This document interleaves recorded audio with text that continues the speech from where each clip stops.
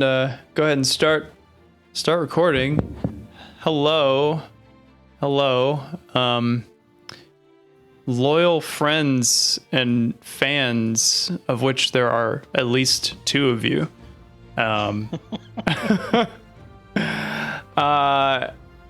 I don't even talk to our pretend audience anymore. I just I know you exist, but it's not about you. I realize I'm talking to you now. I should just stop. Anyway, There's just been so much chaos in this game already. it's weird. Like the weather has the weather's super cool. It's like spooky out now, and I don't know. It's just there's magic in the air. And now you have an echo, and it's echoey. Oh, I think that was Shade's nifty mute echo feature. I figured you guys didn't want to listen to me chewing Bucky's beaver nuggets. Okay, well, do it. I love that crunch. Do it without mute, so we can actually tell if it is audible. Oh yeah, we can hear it. That is some good crunch right there. So it is not a shout out, a past shout out to Balto, who used to eat the seaweed paper. Oh man. It was like eating dried leaves. I mean, I guess that is what it is. Just like it was. Oh, he was like eating light bulbs. Imagine walking through a deciduous forest after the leaves have all fallen, and just shoving them into your mouth, or stomping. Yeah. Anyway, so here we are. I would say, yeah. Who wants to give a recap? Maybe not. Actually, I mean, Shade, feel free. But I know you said you didn't get a chance to listen to the last part of the session, which did have some RP, but whatever. I'll leave it to somebody else who is actually here. I can do it, but I'll probably need some help. It's been a week since I did it. It's a team effort. All right, so we ended our previous session to the last session in a dark cave with basilisks, 2 of them, and it was dark and gloomy and sad. It was. And our DM kept suggesting that there could be more things in the darkness. No, I kept suggesting that it's a good thing there's only these things.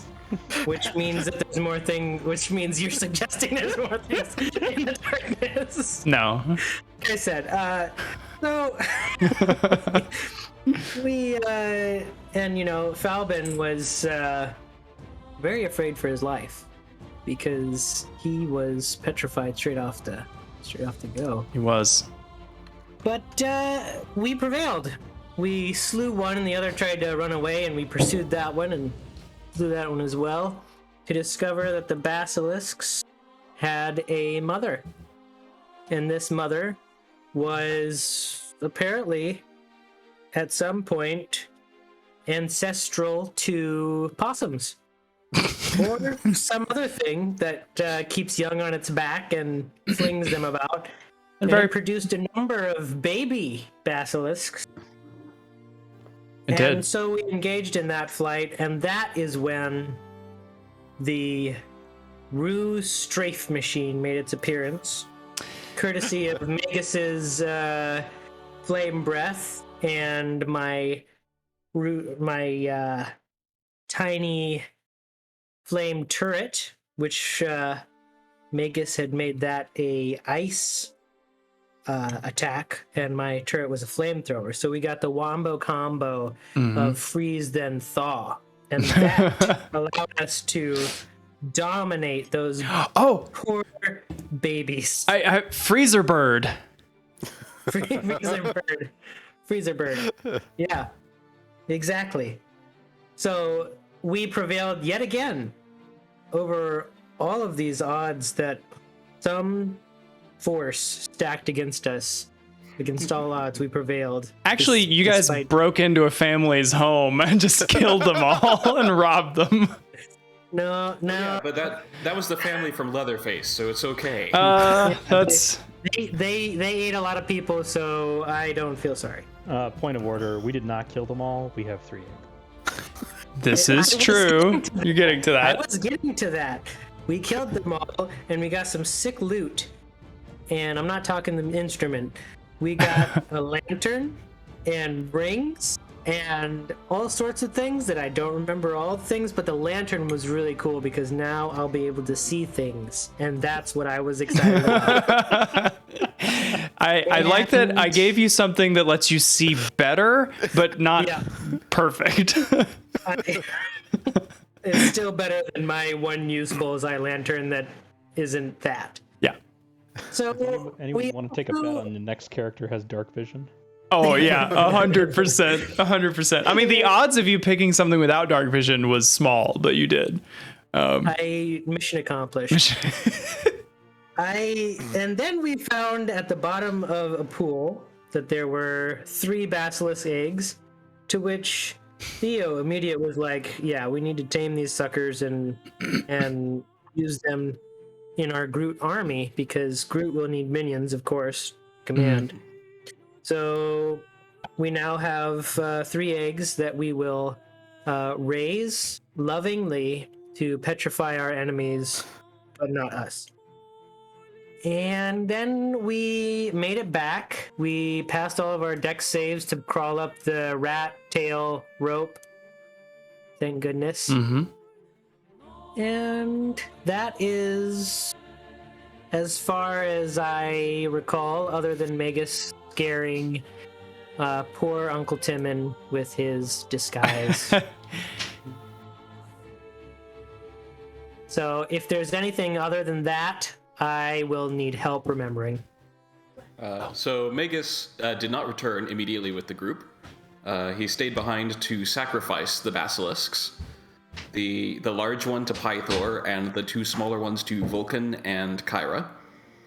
And then upon returning, we found Pythor beside Anora's cell, sober now, and willing to go along with our plan. No, just little stuff, really. You know. Yeah. Yeah. So that was an important little finale there. Yes. No, but it was a good mix of hectic combat and ritual sacrifice. So yeah. Let's see. Let me change the music over to something else. Let's see, atmosphere dreary. Because we did talk about how in the last days before the sacrifice and the end of the drought, the weather had started to become a lot more apparent, that there were drought conditions present. You know, very, very arid, very hot. Plants and grass had been, dying, and fountains dried up and stuff. So it's very dreary time in Astoria. And this is actually, where are we? The calendar has us on the day before the sacrifice. Do we want to be on the day before, or are we on the? You returned to Astoria like in the early hours of the morning on the 15th, right? Hold on. Let's see. What does the note on the 14th say? Killed the basilisks on day 14. Okay, so maybe you returned on the 14th, and then by the time Magus got back, it was the 15th. Oh, we also got, I believe, 3 vials of basilisk stomach acid. Yeah, which is very good for unpetrifying petrified things. Yeah, so it is the day before the sacrifice. What are you guys doing? Buying health potions. Buy the wagon. Sounds like an excellent idea. Yeah, I'm gonna do that. Yeah. Bassinet. It'll be about like a beer cooler. Yeah. I mean, go ahead and add and deduct whatever you need for the basic health potions and whatnot.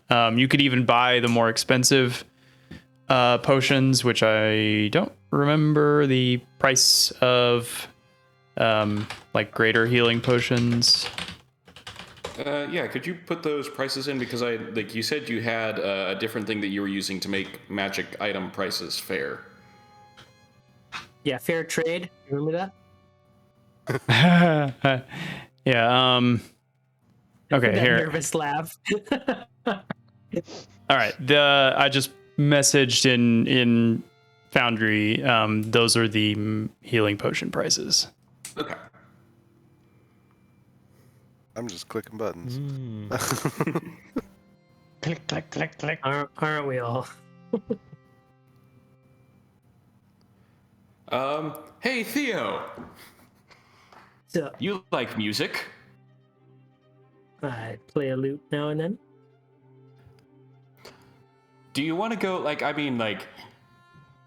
If you want to avail yourself of further services, that is up to you. But do you want to at least go to the lobby of Eros by any other name and have a listen to that song that Gaius was so interested in?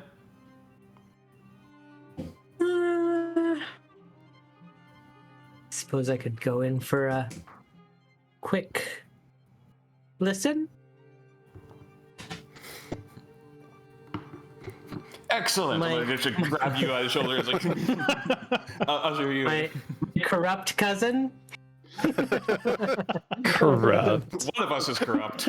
You mean fun, right? Yeah, you guys can go into Eros. No big deal. No big deal. All right. No biggie. The four nymphs. I'm trying to remember what I said they were. Yeah, the four nymphs greet you. Magus, you are welcome back anytime. Theo, you are kind of looked over, and you're carrying your lute with you. Mm-hmm. Yeah. They ask you if you have any skill with the lute, or if you simply like the way it looks carrying it around. Oh, I definitely have skill with the lute. They Yes. ask to hear a song from you. Well, do I play a song? Go ahead and roll a performance check. I mean, I'll say, so since you can First roll. perfectly recreate a song, I will let you do that at advantage. And whatever, if you roll low, it won't be because you didn't know the song. Shift, click. Four leads. Performance. It's under P. Thanks. Oh, thank yeah. goodness for advantage. I don't want you to have to make up a song, but where did you learn this song? This is just. It's a song that I created myself. Oh, in an the woods, original. in seclusion. Okay. And it's just it is what nature sounds to me. It's the rustle of the wind in the trees. It's the leaves falling. It's the changing of seasons. The babbling brook. It's nature. It's wild. It's untamed, and it's wonderful. Amazing. I think you really appeal to the dryad of the group. They are enthralled by this song, and they before you even finish the song, they're whisking you away into the concert room. If you're willing to go, you don't have to. I'll be whisked. Okay, cool. I don't know why I was thinking of the Guy on a Buffalo song when you were describing. Same thing. Same thing. Yeah, and some patrons in there listen to you as you play, and you can make some money doing that. Oh, I like making money. Let's see, downtime activities.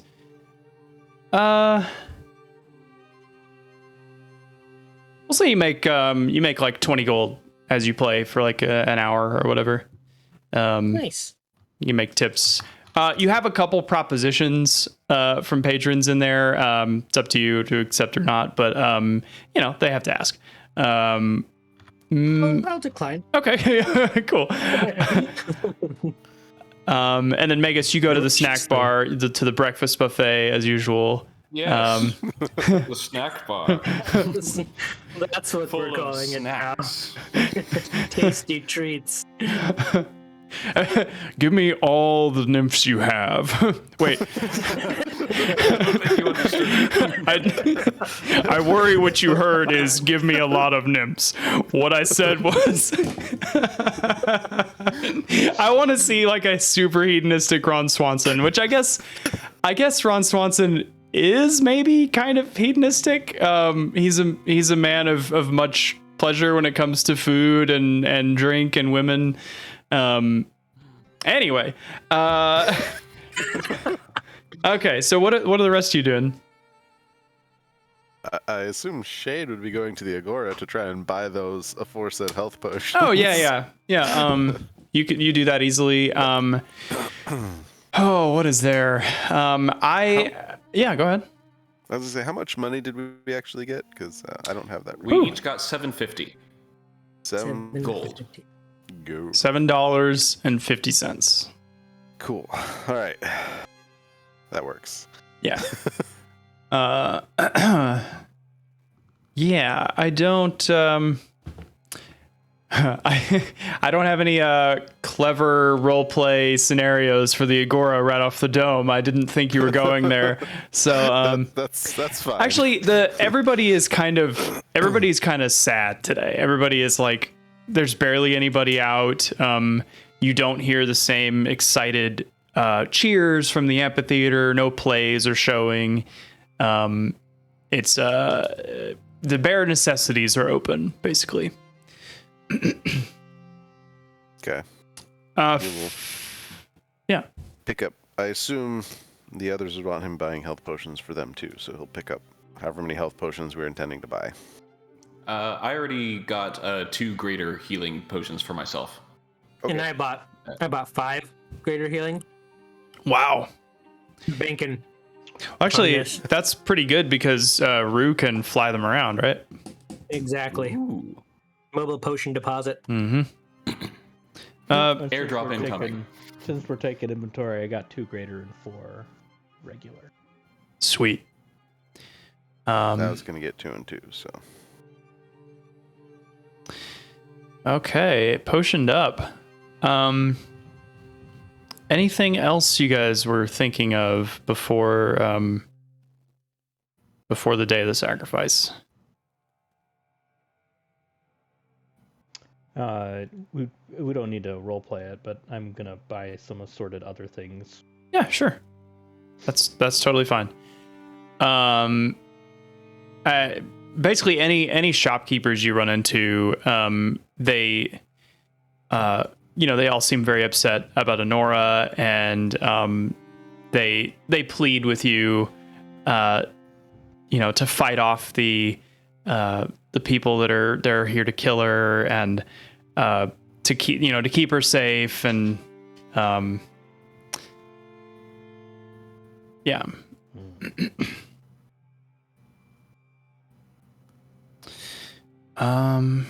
Okay, well, if there's not anything else, then we'll probably just kind of jump forward to the day of. Okay. So, Pythor calls you to the dungeons, and it's about like late evening. You guys have had dinner, and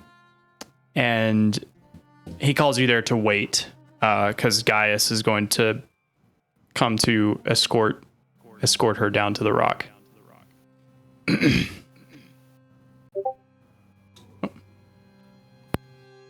I will mention to him, to Pythor, like, if anything untoward happens, let us act first, so that you do not run afoul and get yourself in trouble. good point. Anora like puts her hand through the bar on her dad's arm and says, "Please, Dad, listen to them." And he's like seething. Like he was angry a few days ago. He is just like that. He's got a vein in the shape of a frowny face on his forehead, just like just so mad. You can see the bars of her cell have like finger indentations in them, little fist punches in the wall. Who knows how much anger he's taken out on this room, while keeping it intact enough to like keep her in behind bars. But he nods and he says, it's a shame. I feel this renewed vigor, and I just, it makes me want to punch something so much more. But you're right. I dare not do anything that doom the city. I will do as you request. Will you wait with us? I will be by her side all night. Will you wait as well? Of course. Good. I have no doubt that the forces of Sidon will wait the night as well. No doubt to sate their tyrannous bloodlust over the innocent flesh of my daughter. But we will match their bloodlust with bravery. And just about at this time, in walks Commander Gaius. You hear his steps coming down the steps before you see him. And then around the corner, his blue cloak sweeps in an arc. And you see that same steely face. You get a better look at it now. The black steel is like, it's almost got like blue blood running through it, like in veins. It's whatever kind of craftsmanship it is just insane. And anyway, a very imposing figure. Wait, what? I'm sorry. All I can think of is blue steel. Yeah, he's just Ben Stiller. Yeah. But why Dragonlords? Are you serious? I just told you. Magus is resisting the urge to prestidigitate a what? A mask. Oh, yeah. You could. I won't. You sure could. Anyway, he does not speak. He is followed by let's see, 6 of his knights who are all heavily armed and armored. And they one of the knights approaches the prison guard and just takes his keys from him and unlocks the door to the cell and ushers Anora out. She stands up, kind of brushes off her tunic, her toga. I know what Greek fashion is. I've had months to research Greek fashion, and I simply refuse to do it. Anyway, you're part of a grim procession as Gaius and his knights lead Princess Anora through the city streets, to the river, and then through the ford and on to the sacrificial rock of Estor. After his knights bind Anora to the central pole by her feet and her hands, Gaius says, and this is where I hope to Thelia that my voice changer works.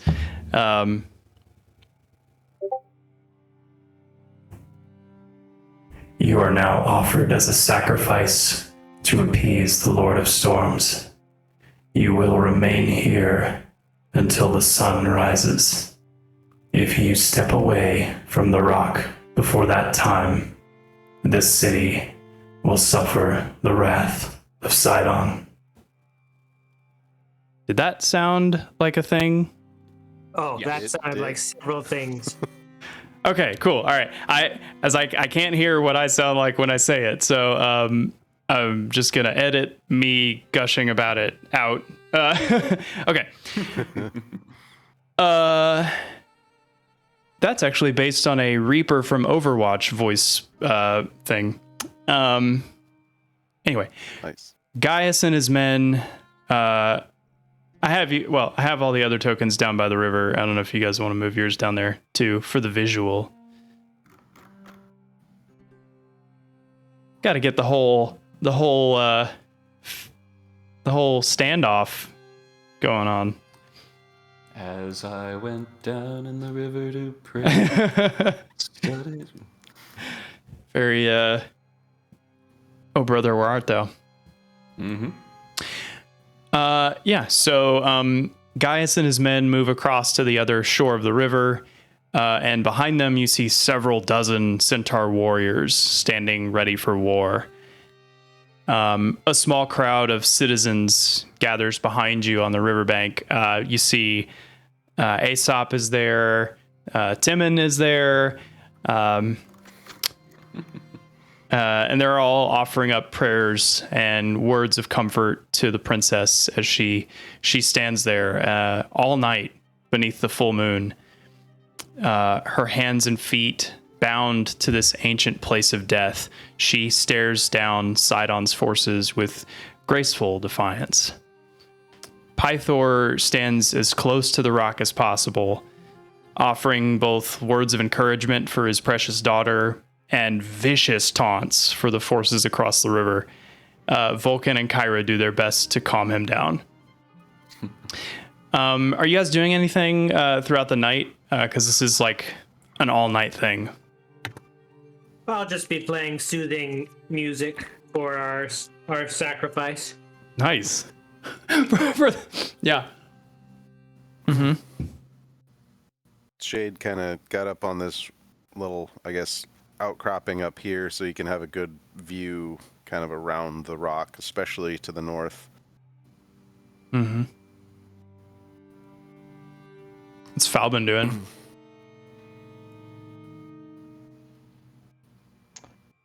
I'd probably be over here just being alone. Pretty confident that everything's gonna be fine, so kind of occupying his time. Yeah, it's funny, like, because this was a secret operation, like, everyone is so concerned, and you guys have this, like, weird confidence about it. I mean, not weird. Earned.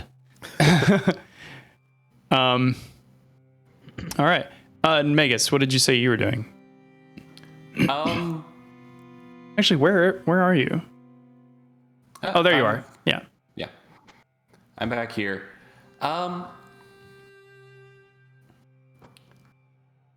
I am not going to be doing much of anything. Pointedly not speaking. Okay. Just in case I want to do something with that later. But yeah, I'm not doing anything to use up spell slots or to visibly cast spells or anything. I'm just keeping a very sharp eye on the surroundings and anything untoward that the other group is doing.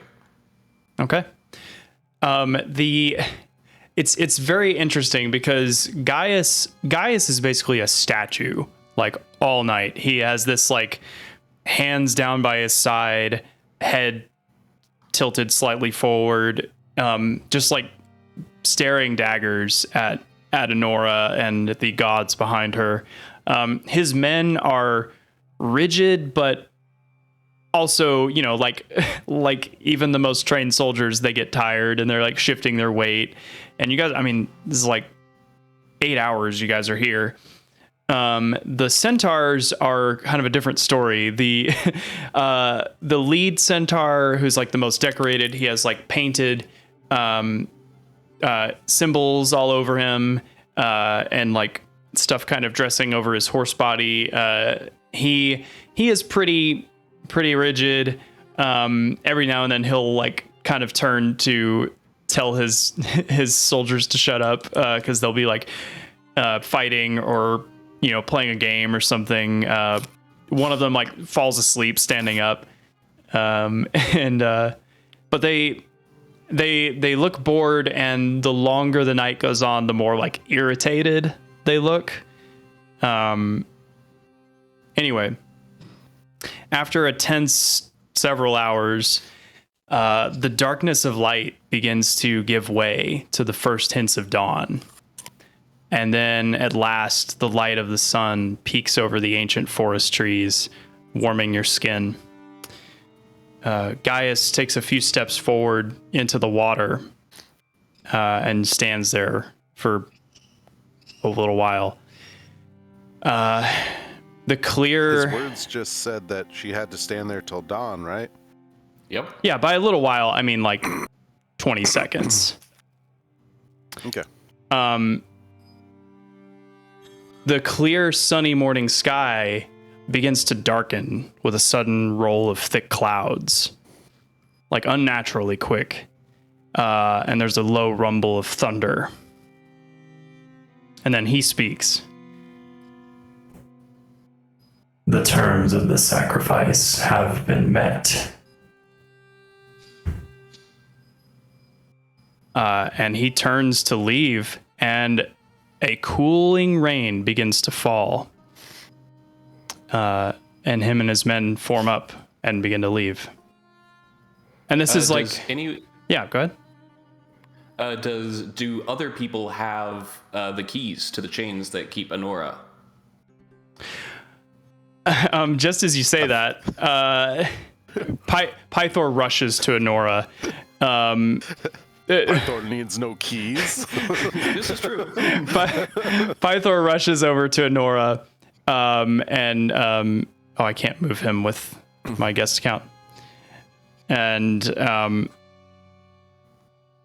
then Vulcan, you see him remove his like leather glove, and with a bare hand melts the chain away, which sizzles in the cold rain.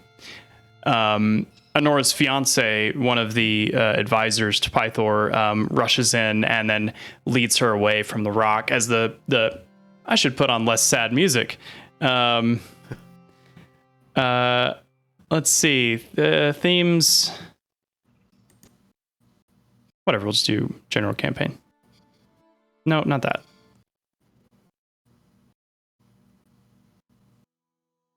Why don't I have like celebratory music? Why don't I have that? Heroic atmosphere?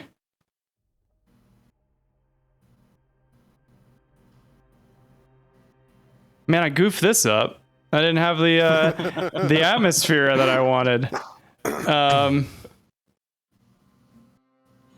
Whatever, that's fine.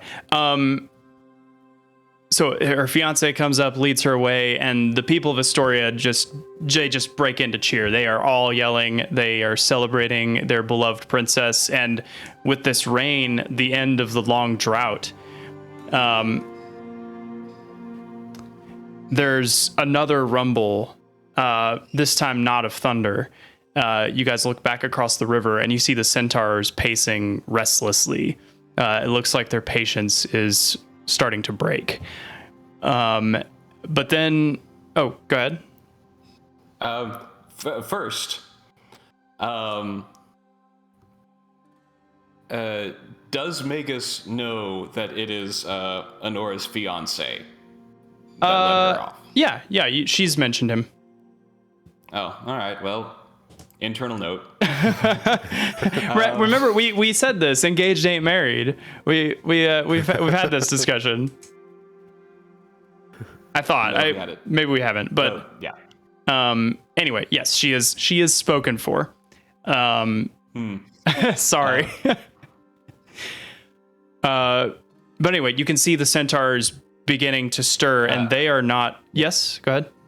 Okay. Oh yeah. And like at this point, I would also turn to the crowd as they start cheering, and I would shout over them. It's like, it looks like not even the mighty Sidon can stomach the offspring of Pythor. Oh, that's good.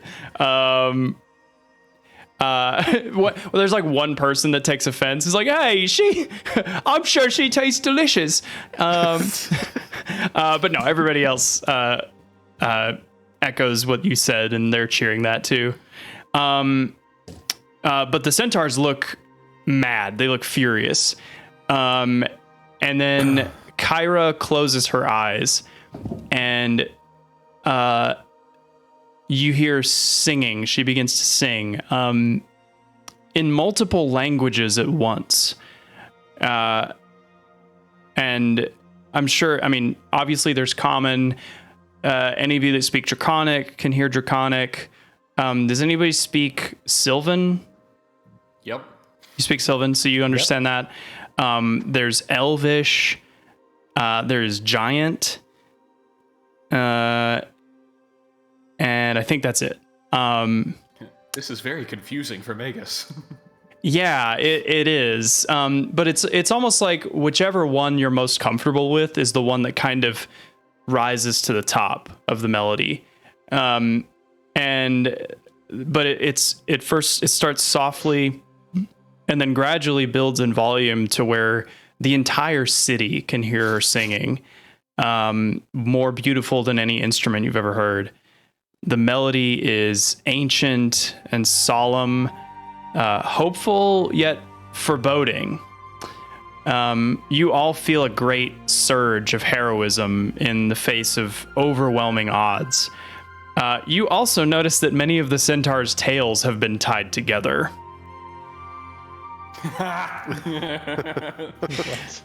Yes. Vulcan, he returns to the riverbank. You see the chain, the remaining link of chain just dripping magma, and he returns to the riverbank. His eyes glow white hot as the river itself begins to boil, and then all of your weapons catch fire, which, you know, I'm assuming the ones that are like in your pockets are fine, but if you or like maybe you feel them and you draw them, but like this includes like people that had pitchforks with them, people that had, you know, kitchen knives. Like suddenly it's like that. I lament to reference season 8 of Game of Thrones, but the scene where they light all the Dothraki weapons on fire, it's like that, but with just like basic citizens, you know. It's an intimidating sight, all of you. And then Pythor joins his father Vulcan, stepping onto the rock of Estor itself, and then staring at the centaurs in their ever-weakening resolve. He holds his arm outstretched for several seconds until, with a terrifying whoosh, Pythor's hammer screams overhead like a missile into his hand. And then with one godlike blow, he strikes the iron rod in the rock, driving it deep into the rock of Estor, shattering it completely. The shockwave runs through the ground, knocking everyone off their feet. As you get up, the tangled centaurs scramble in complete chaos as they try to gallop away, some of them fighting each other as they try to cut their tails and retreat with what little pride they have left. Pythor turns and speaks to his people, hammer in hand. My friends, at last, the sun rises on a city without fear. Thanks to you, heroes. Never again will the waters of Archelon bring death and appeasement to a tyrant. However, my actions here may carry serious consequences for Astoria. Sidon already awaits the day he can unleash his full fury, and this will no doubt make our last days of the Oath of Peace a struggle. You've all placed your faith in me as guardian of the city for centuries, but it is not I who kept this city fed while our crops withered My exploits are legendary, but I am no king. And he looks at Anora. With your permission, I would step down and grant my daughter the title she has long carried. And he like kneels down to her and brings her to her feet. And then he looks over at Volcan. This hammer. He holds up this very Mjolnir-like hammer. This guy's he's Thor. If the flying to his hand didn't clue you in. This hammer is stained with the blood of entire armies. Armies that now seek their rightful retribution. Father, you have tried to teach me this for so long. I've been too drunk and stupid to listen. If we are to exceed the legacy we leave behind, we must be prepared to build a new one. And he flips the hammer over end, hands the hilt to Volcan. You built this hammer for me. May it help you build the new world you've dreamt of. And then lastly, he turns to everyone and says, finally, I declare a full week of celebration to celebrate my daughter's coronation. And in honor of the heroes of prophecy, the champions of Pythor, defenders of Anora. And that's all he says. Hell yeah! Everybody cheers. Yeah. Magus would add to the end of that, and the Shepherds of the Lost. Shepherds of the Lost. Very good. I can't believe I forgot about that one. Yeah, so everybody just piles around Anora. The centaurs are, by this point, they are gone, or at least you can see them struggling to make it over the hillside. And Gaius and his men are no longer anywhere to be seen. People start preparing a celebration in town. You can hear the actors rushing to the amphitheater, the shopkeepers rushing to the agora, Delphion slowly working his way back to the Dragon's Tooth, slowly. It's raining, but like everybody is just like drenched and happier than they've been in weeks. Yeah.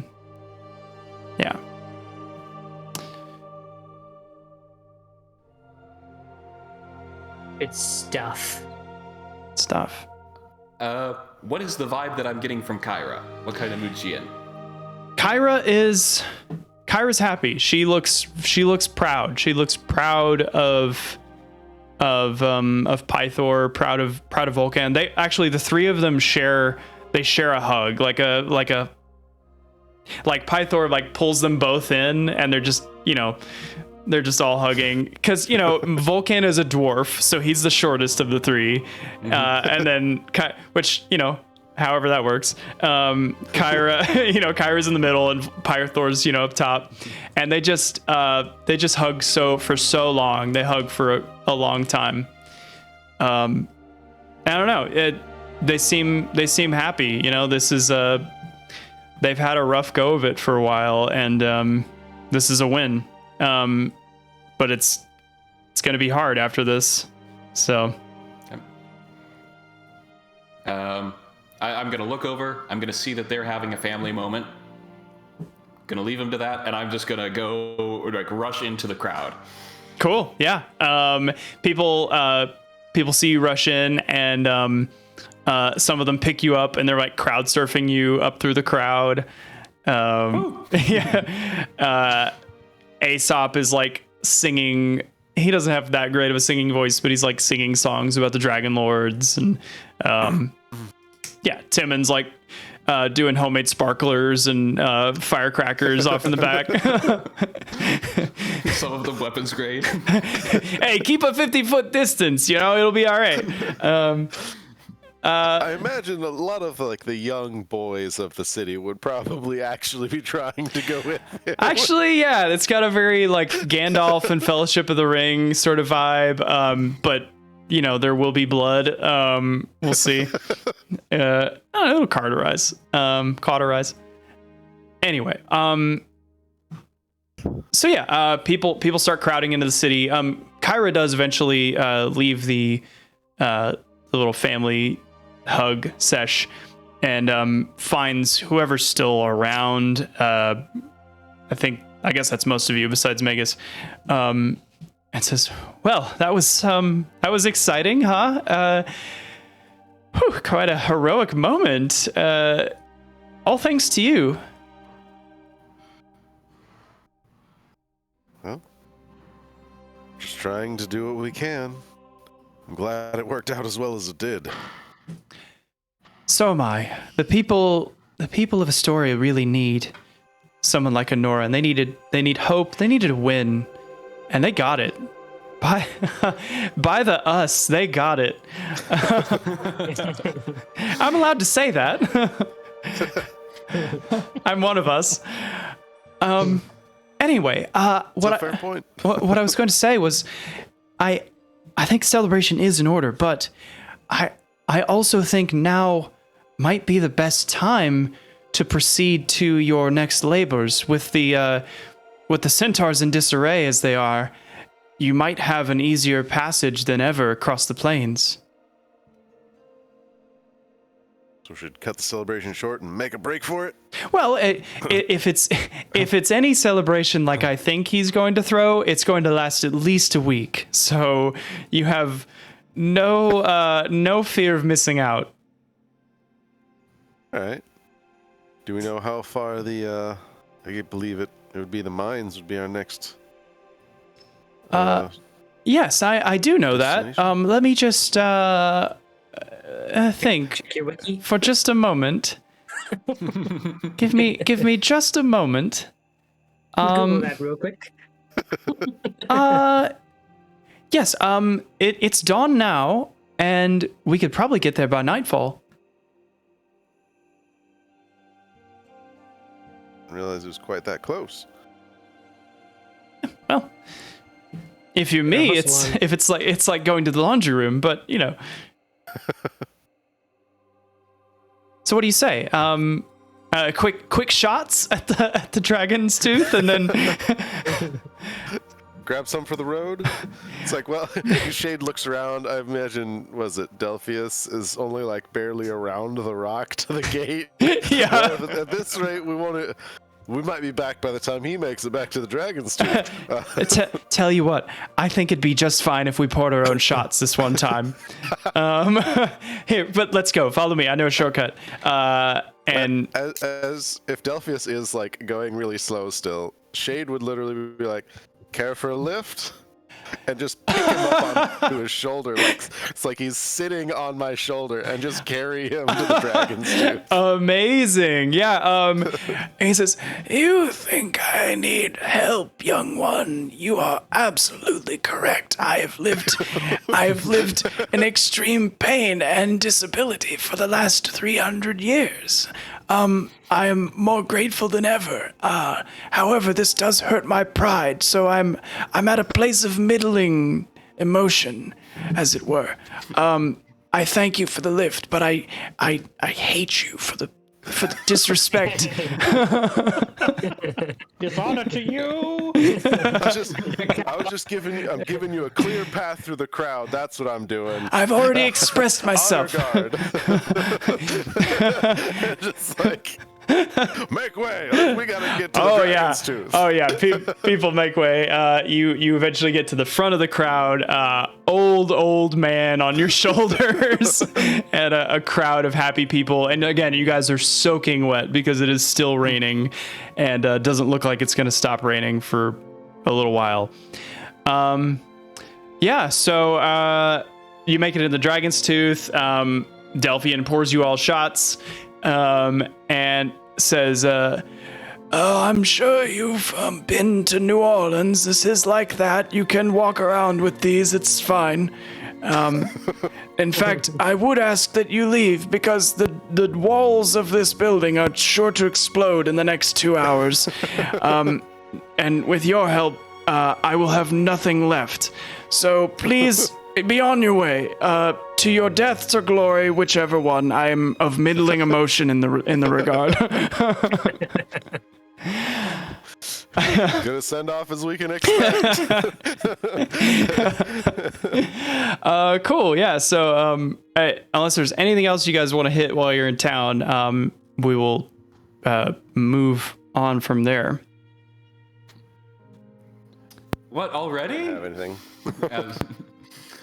We'll be in time for the after party. Don't worry. Cool. Megas like shows up and he has like his chiton is no longer fastened around the shoulder. So he is bare chested and he has like 3 like beaded necklaces somehow. Nice. Nice. Yeah. Cool. All right. So you guys make your way through the north gate, which you guys haven't been through yet. This is over the same stone bridge that you guys SEAL Team 6'd out the bottom of last session. The gate leads to a road, a simple road that leads through the flat and low rolling hills of the northern steppes. The great wooden doors are shut and barred behind you, and you guys begin traveling to the Mithril Forge. Let me change the music. Wait, one point of logistics before we really would have, because I figured we would have dealt with this the previous day. What did we do with the basilisk eggs? Are we just carrying those around with us, or are we gonna We left them with Timon. somewhere? What? We left them with Timon, didn't we? Oh, Yeah, okay. I think so. Yep. Oh, okay. I guess I missed that part. All right. So I no longer have a basilisk egg that I'm worried about getting crushed in my backpack. All right. Yeah, I wouldn't think so. And actually, Theo, do you now have the ability to craft a bag of holding? I do. Okay, so Oh, And yes. I would have done that the first chance I got. you would have had time to do it if you wanted. Yeah, I'm just. If I had the time to do it, then I would have Sure. done it.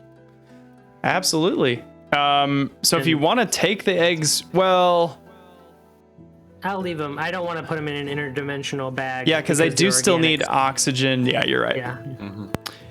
Okie dokie. So, all right. The Archelon River flows southward from the Mithril Mountains to the north, comes down, and then, no, this is, I don't need to read this to you. The road you're on. This long abandoned road is rocky and overgrown with roots and thorny shrubs. It winds westward along the granite cliffs of the Astorian tributary, which is the river that you guys swam up. North of the road are expansive steppes, like in Kansas, or Mongolia.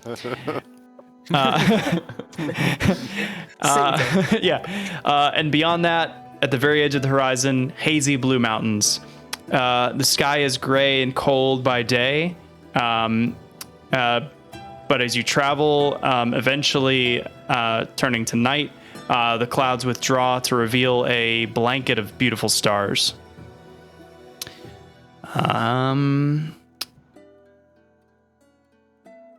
So, what are you guys doing on your walk? Or what are you talking about? What are you doing? I guess if it's still raining, like Megas will have not. It stopped. It stopped raining. You guys are far enough from Astoria that you're no longer in the rain. Okay. He will drip dry and then put on readjust his clothing. Okay. And put on probably a cloak. I will also just kind of sidle up to Kyra and kind of smilingly lean over to her. It's like tying their tails together. It's good, right? There's a reason I worshipped you. I just been thinking that it had been the longest time since I'd done a good prank, and I know you've been bugging me about it, so I figured why not go big with it?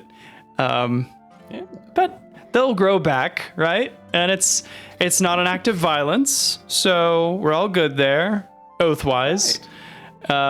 Anyway, you should. I was gonna say you should have seen the look on your faces, but you were there. Anyway, what a good time. Now I was sad I wasn't able to write about your basilisk adventure, but it'll actually be interesting because people will be guessing when they're watching my play eventually. They'll be like, now what happened? Why didn't the creatures come and attack? And I'll be like, well, I'd love to see some fan art of what you think. So got to get that engagement. Indeed, yes. It's new media, but yeah, so I think that went swimmingly, and your creativity, all of you, was just instrumental there. I'm sure we could have figured a way to spare Anora's life, but not without, compromising other things. And, who knows what Sidon will do next, but now that the rock is not there anymore, but what the heck, we've not much longer left in the Oath of Peace, so we'll be fine. I'm just going to console myself by trying to imagine what Gaius's face was actually doing under that mask. Oh my goodness. That it had been accepted. Right? You could just I bet he was just seething. I'm sure he wears that mask to shield the world from his just goofy mug. I bet he is crying at the slightest thing. Oh yeah, just all the time. Tears at the sight of a kitten. Oh, you are absolutely. Oh, I bet you're right. Anyway, forget about him. He actually, maybe don't forget about him because he does serve on the Mitros Council. I know what you're going to say, but first, required representation is required from Sidon's temple as well as Utheria's, so it's not unreasonable that he would be part of the king's court. I just don't want you to be surprised.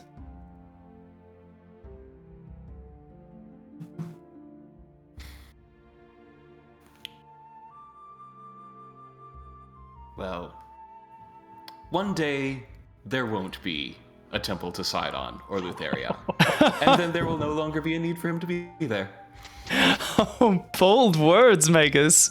Oh wow. I mean, I've longed to see the collapse of those temples for a long time.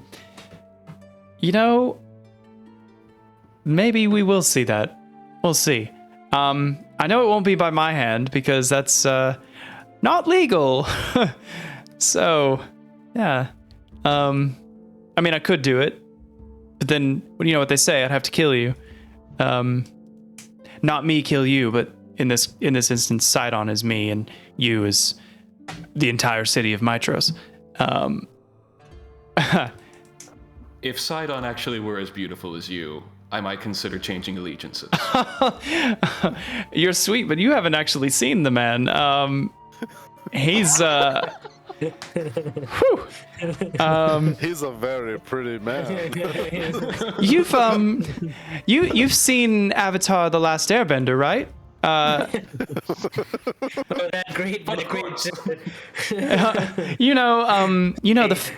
Fire Lord Ozai from Avatar: The Last Airbender. Oh, he was stacked. Oh yeah. That's Sidon basically. Anyway, try not to think about that. Keep your mind focused on the task at hand. and the task at hand is the Mithril Mines. Speaking of unexpected, the thunder of hooves can be heard from the north. You see a dozen mounted men riding in your direction. The riders wear bronze helmets and they carry long pikes tied with flowing scarlet ribbons. And as the riders draw closer, you realize they aren't riders, they are centaurs. I don't know why this book is like reading this as if you don't know what a centaur is. Nomadic warriors with the torsos of men and the lower bodies of horses.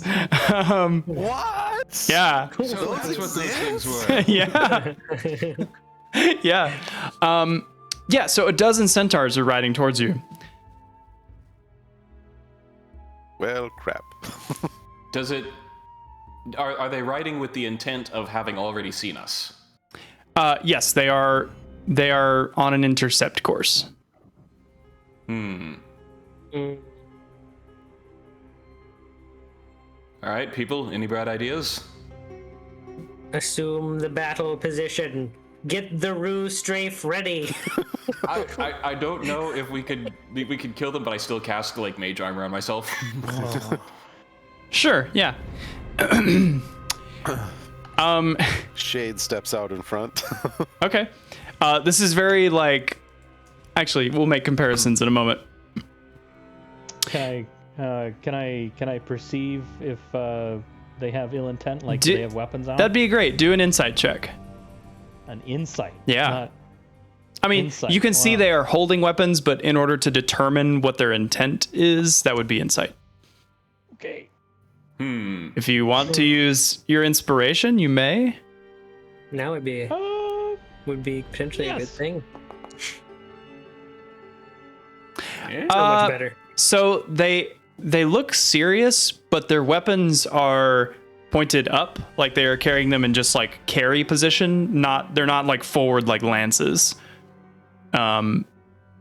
So your best guess is they're not charging right this second, but you know, Pikes can be lowered quickly. they can. But anyway, while you're thinking about that, they get closer within like 100 feet or so, and then their formation kind of splits, and they form a wide circle, and they surround you.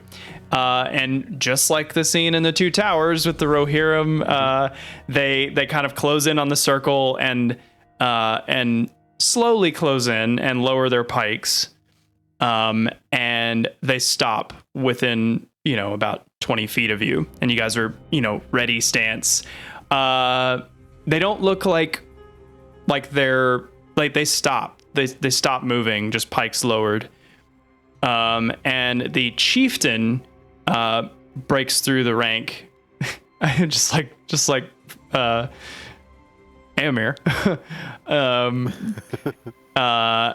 And he says, "Who crosses the steps at this hour? At any hour, actually." And you actually don't recognize any of these centaurs. They were not at the river. What language do centaurs speak? He's speaking. Of course. He's actually speaking like Canadian. Hey there, what language? No, that's more like Minnesota.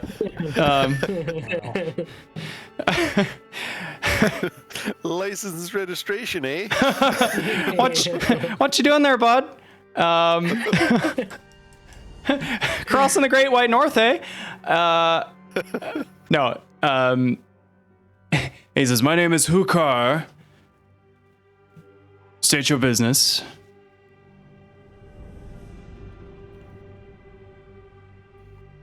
Travelers on the road to the mountains up north. Why?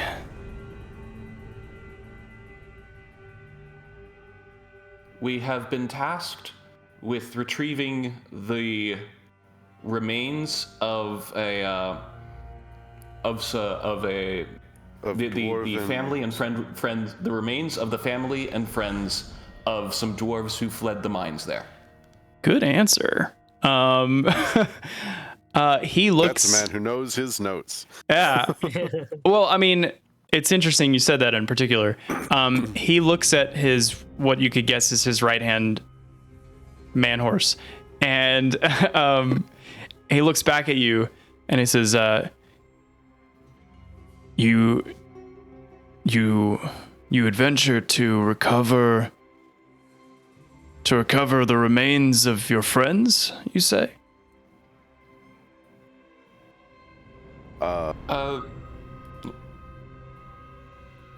We have a friend named Kistel who tasked us with, if at all possible, retrieving the remains from those who fled.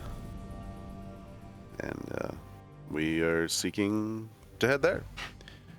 By fled, you mean the mines, the ancient mines? Yes. That would be correct. Well, the Dwarves tend to live in mines.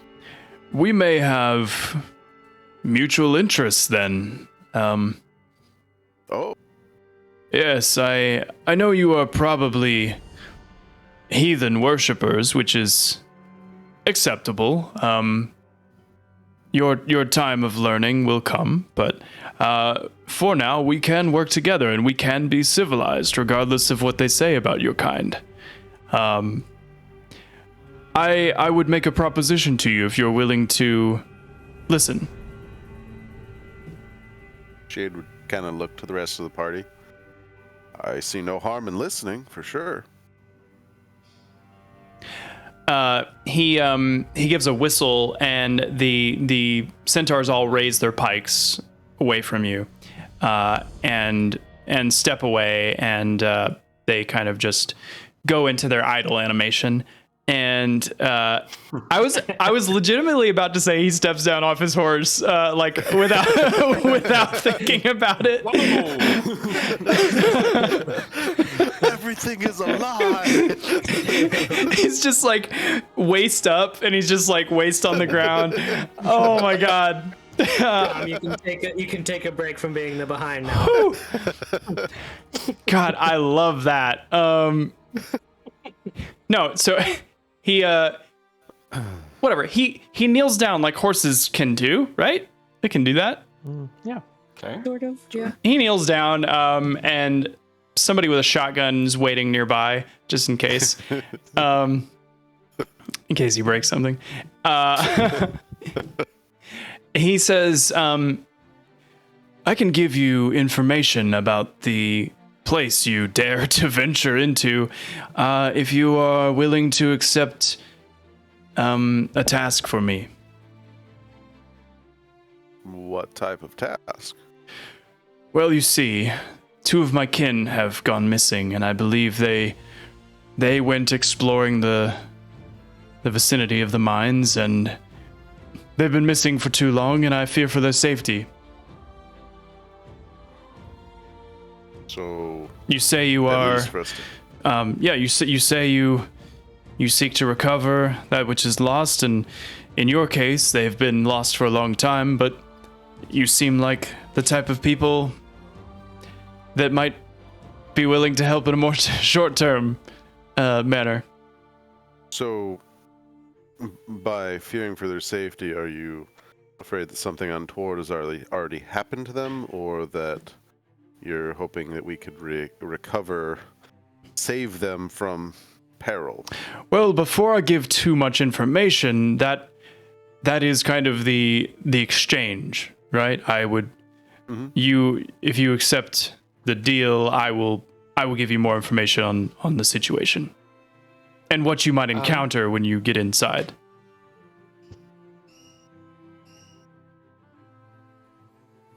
Maybe. Indeed, we do seek to recover the lost. Before agreements, I would state the caveat that, as you say, we are heathen worshippers. Yes, you are. so- They all laugh. silly. I need to come up with slang for people that Five worship the heads. five. Anyway, 5 hours. And so, until our time of learning, we would not deviate from that. And so, if what you would have us do would be blasphemous to our gods, then we must decline. oh, I'm sure it won't come to that. Is there any markings, like are they wearing any sigils of Sidon or anything else like that? Yeah, he's got Sidon's face tattooed on his chest. No, but not. He does have the symbol of Sidon. And Sidon looks handsome. Oh yeah, even in a tattoo. Damn. No, he has the symbol of Sidon painted on him, which is insert symbol description here. Yeah, That I know. I know it well. I know it well. Yeah. So we would be assisting Sidon here. Well, you say these are your kin. I Yes. assume they are also centaurs as yourself. Yes. Yeah. There's. Yeah. Oh yeah. I'm My just- brother is a just trying dwarf to and my see it. sister is a dragonborn. Yes. Actually, we don't know what dragonborn are. Well, I just figured I'd make sure. The Just five keep don't in teach mind- math, do they? Or biology. That's okay. You will all learn soon enough. Sidon be- schools just- are the best in all the land. Anyway. Just to be sure. I'll point to Theo and say, like, this dude's my cousin. Listen, things can get weird. Shade, go ahead. Just so you know, if your kin are injured and need help moving, I don't know that we would be able to physically move them. So we'd only be able to, I guess, extricate them if they are self-mobile. He looks you up and down and he says, I would have thought that the strongest looking mortal I've ever seen would have been able to lift a simple centaur, but of course the five don't teach physical education either, it seems. Oh, you will all learn physical education soon enough. Threatened with PE, no! No, so you do drive a fair point. Though you might be able to lift one of our kin, I seriously doubt the rest of your companions would be able to do so. Maybe together, but here's what I will do. He, from his side, his belt, he gives you an ivory horn. It's like a war horn. He says, if you discover the fate of my kin, just blow this horn on the riverbank of the Archelon, and we will come. Very well. Jade would turn to the rest of the party. I see no reason to refuse this. I mean, I understand that if it was a religious duty, it could be acting against our interests. However, we're helping an individual recover his family. I see no issue with this. I'm I perfectly find it willing acceptable. to do what we can. Falbin, Theo? Yes, I would agree that this seems acceptable now that the terms have been ironed out and Tiger Lawyer has spoken. Well, I guess give us what details you can, and we'll see if we can ascertain their whereabouts and, if possible, extricate them.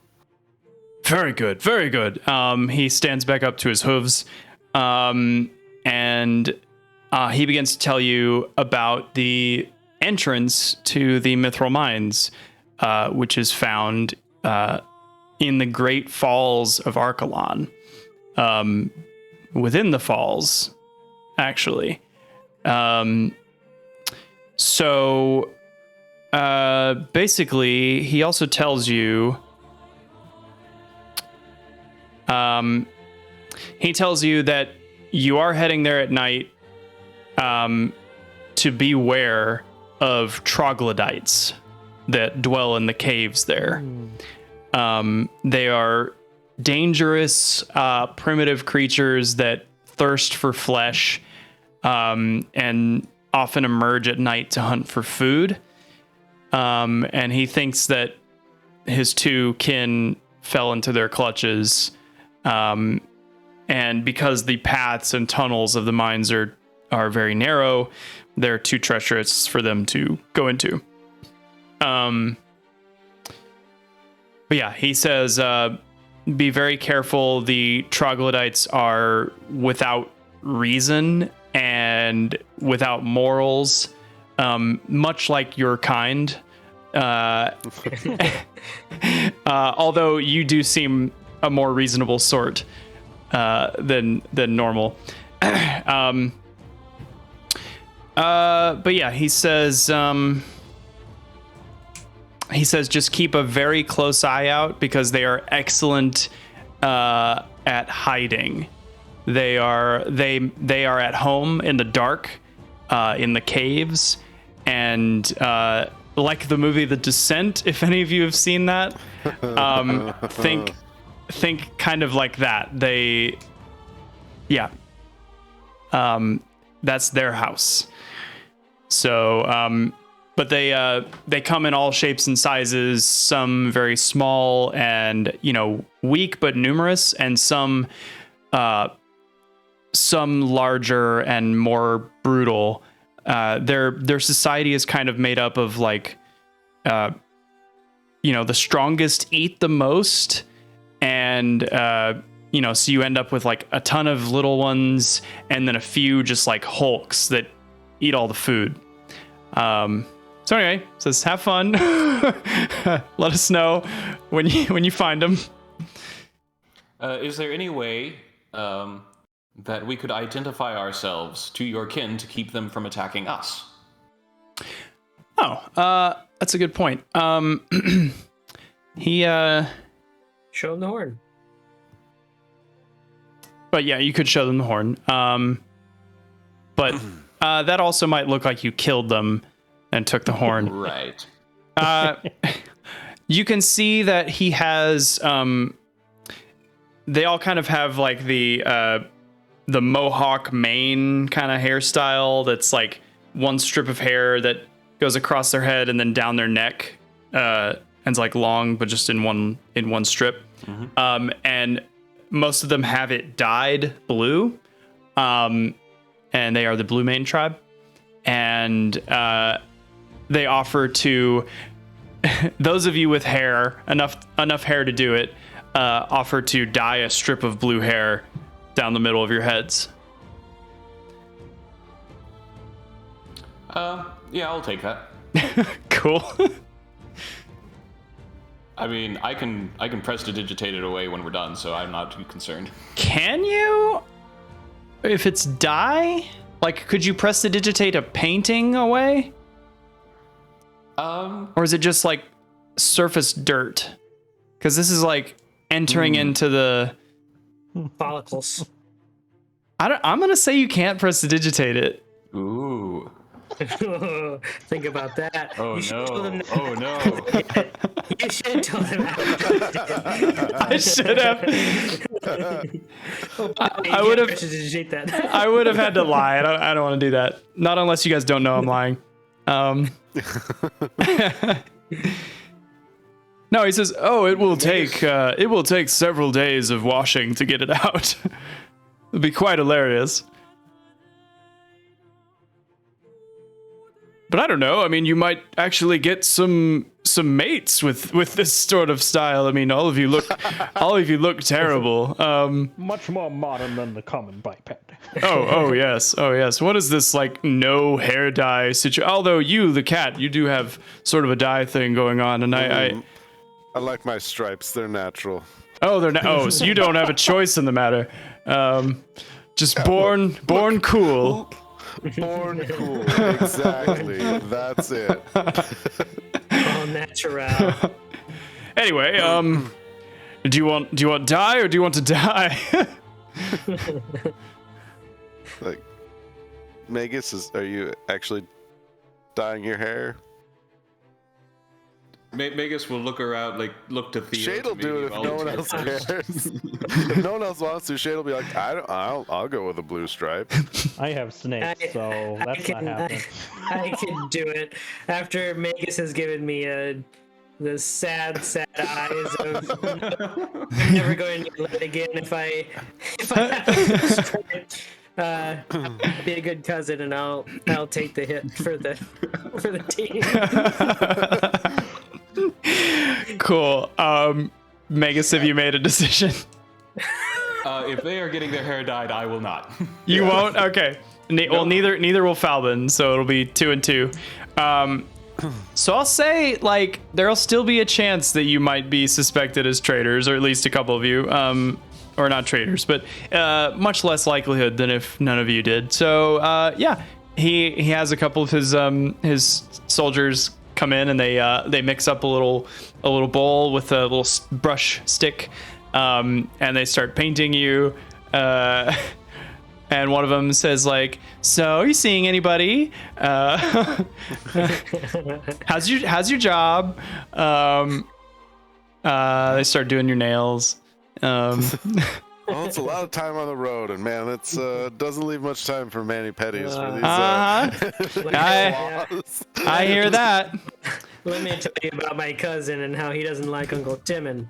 Tell me about it. Don't get me started. And they're not even listening to you. They're just kind of like, wow, that's crazy. Wow. All right, we are going way off the rails with this. There's like one sentence in the book, and I'm just... ours is way better. It is. Who's holding the horn, the ivory horn? I designate our local tiger. He does have the lung capacity. Yes. Oh, all right. I can hold the horn. Cool. You're designated horn blower. Oh yes. Well, Yeah, I blow the horn. I guard the life. Yup. It's a deep me and you cut there. Anyway, so he bids you farewell. He hopes that you will learn the true and strong and graceful ways of Sidon soon, and to give up the support of the weak 5 who are just dumb doo-doo heads. And definitely didn't tie a bunch of tails together just earlier this morning. Yeah. Did somebody write down his name? It's Hukar, Hukar, and I'll type that in the chat. Hukar. Hukar of the Blue Main Group. Got it. The Blue Main Group. Yeah. One letter away. Oh, I love it. This is D&D. All right, so okay, so he bids you farewell, wishes you good luck, and storms away into the night under the stars. All right, so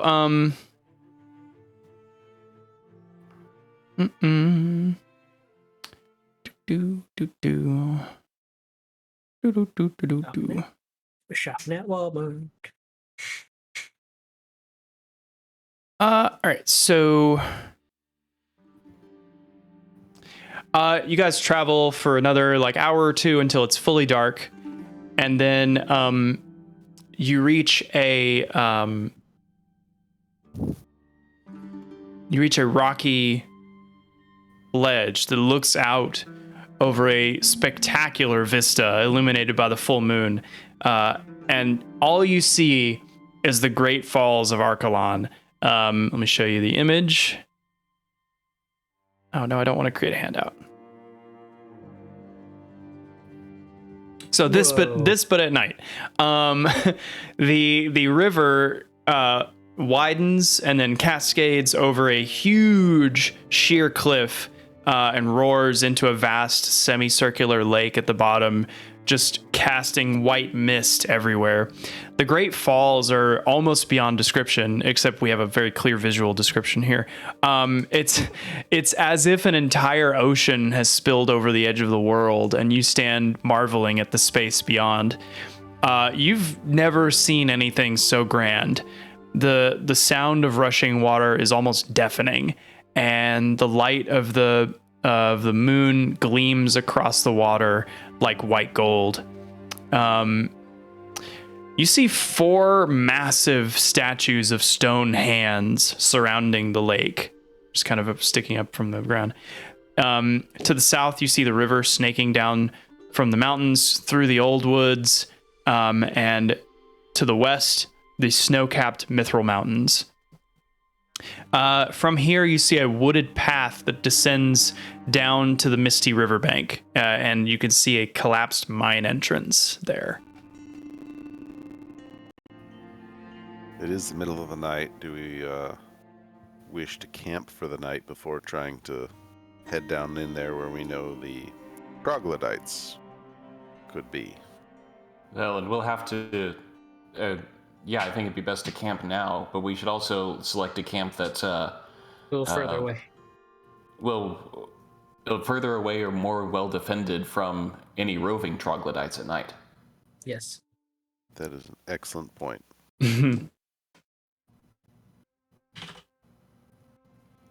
Magus would be up for climbing a tree.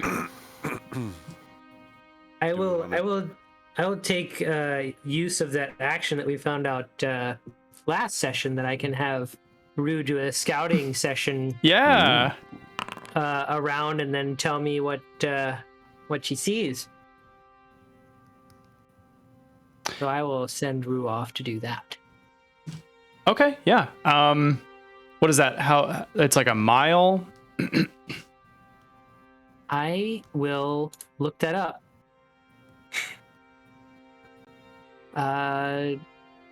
Where is Rue's token? Is it on the map? If you look down at the little preview of all the tokens at the bottom, you can, I think, Wait, what is the find your token thing? Have you guys done that? The target on the left end of the diamond. The target. Crosshairs. Crosshairs. Yeah, that finds my token, which Rue is attached to me. There it is. Boom. Done.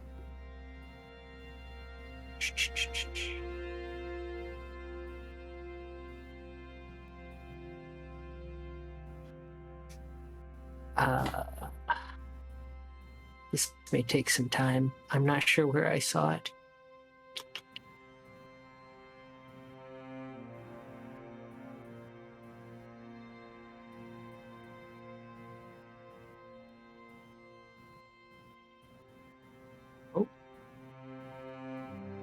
Okay, yes, it's a mile. In areas that are open to the sky, you can direct your Stimvay to spend 10 minutes scouting the surrounding 1 mile radius and report back to you with anything it has seen. It comprehends instructions that you give it in any language, and it speaks in a series of clicks and squawks that only you can understand. Cool, yeah. All right, so he goes out for 10 minutes. Let's see. You get ambushed after 5. Halfway through. No, he comes back and he tells you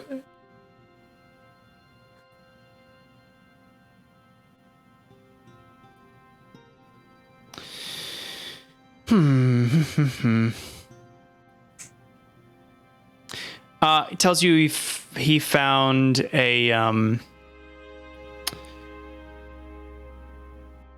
a corpse of a horse, just a horse, with a griffin, like eating the fresh kill.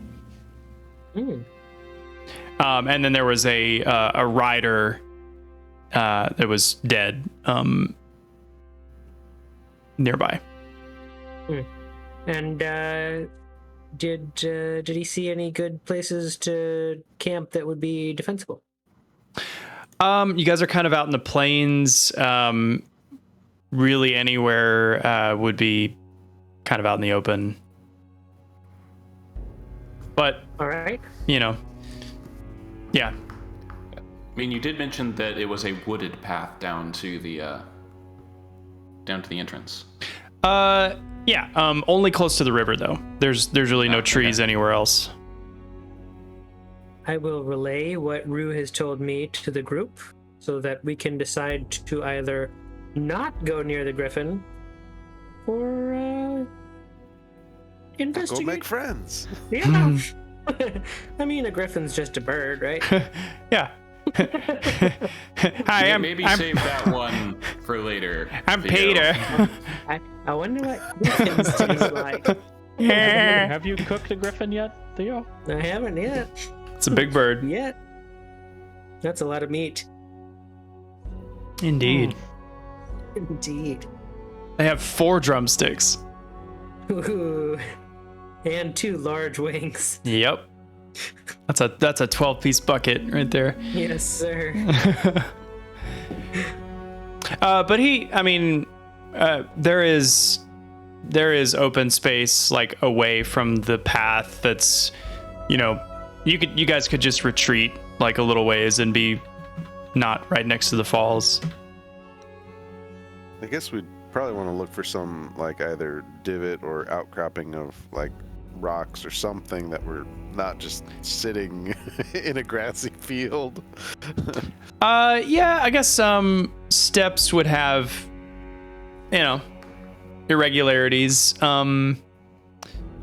And Rue can see that and relay that. So I'm gonna roll. Actually, Theo, do you want to roll a d20 for me, please? Okay. I want a single D20. Thank you. Nailed it. About a quarter mile back where you came, there is a pretty steep divot in the ground. That's a good word. That would at least keep you from silhouetting over the landscape. Sidon's been playing golf again. Yep.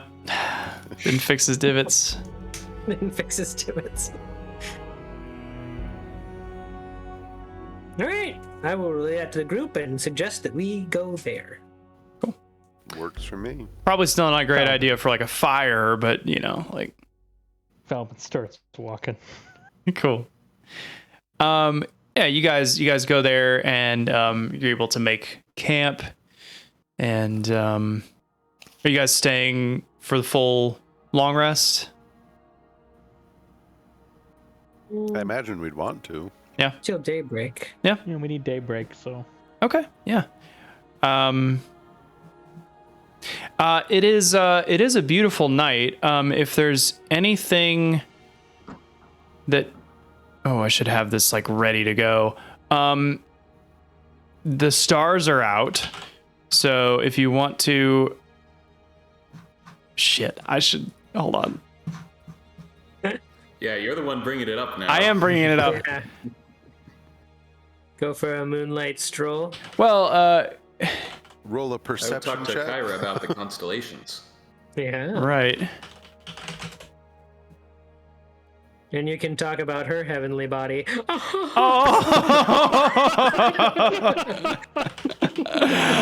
That's really good. Setup right there. Yeah, the intent is there, cousin, but we're gonna have to work on your delivery and That was really good. You guys just bullshit for a second while I find this.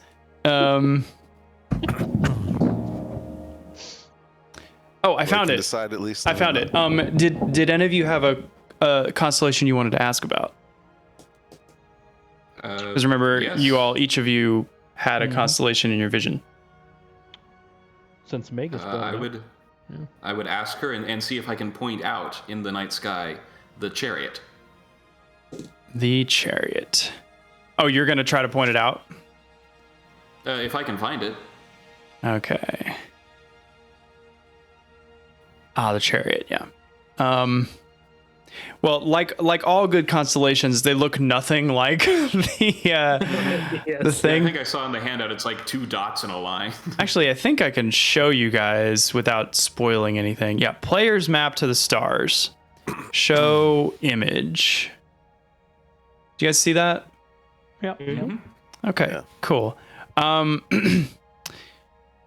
Still, roll a intelligence check. I know you'll do well, but roll an intelligence check to see if you pick the right one. Oh boy. Oh, please roll low. Points to the dragon. Please roll. Because this is tough. This is tough doing. Pointing out to a god. Which stars? Well, did it? There it goes. Ooh. There we are. Oh, Very nice. Yep. Kyra's like about to point it out, and you go, "No, wait, I got this." And yeah, I'm gonna show off. you point to the constellation of the chariot, which is like 3 stars in a line, and then 2 stars, and then another 2 stars, with the big star being like the big wheel in the back or whatever. Kyra's like, "Wow, I'm impressed, Magus. You certainly know your constellations." Let me tell you all about them, though. Those stars that you so adequately pointed out, scattered across the zenith of the sky. Adequate. You did a fine job. That is the constellation of the chariot, which represents actually my sister Valis, the goddess of wisdom. You see, the story goes, there was once a young priest who traveled all the lands of Thelia, seeking out tomes and texts to bring back to the great library in the Temple of the Five in Mitros, which you know well, Magus. He spent decades on his quest until on one of his journeys he met a beautiful sorceress. This sorceress made him an offer. Marry her, and she would use her power to summon every book ever written onto the shelves of his library. The young man refused her. The journey to obtain knowledge, he said, was just as important as the knowledge itself. The sorceress revealed herself as Valis. She placed her hands upon the priest's eyes, and forever afterward he could read books in every language, even those long forgotten.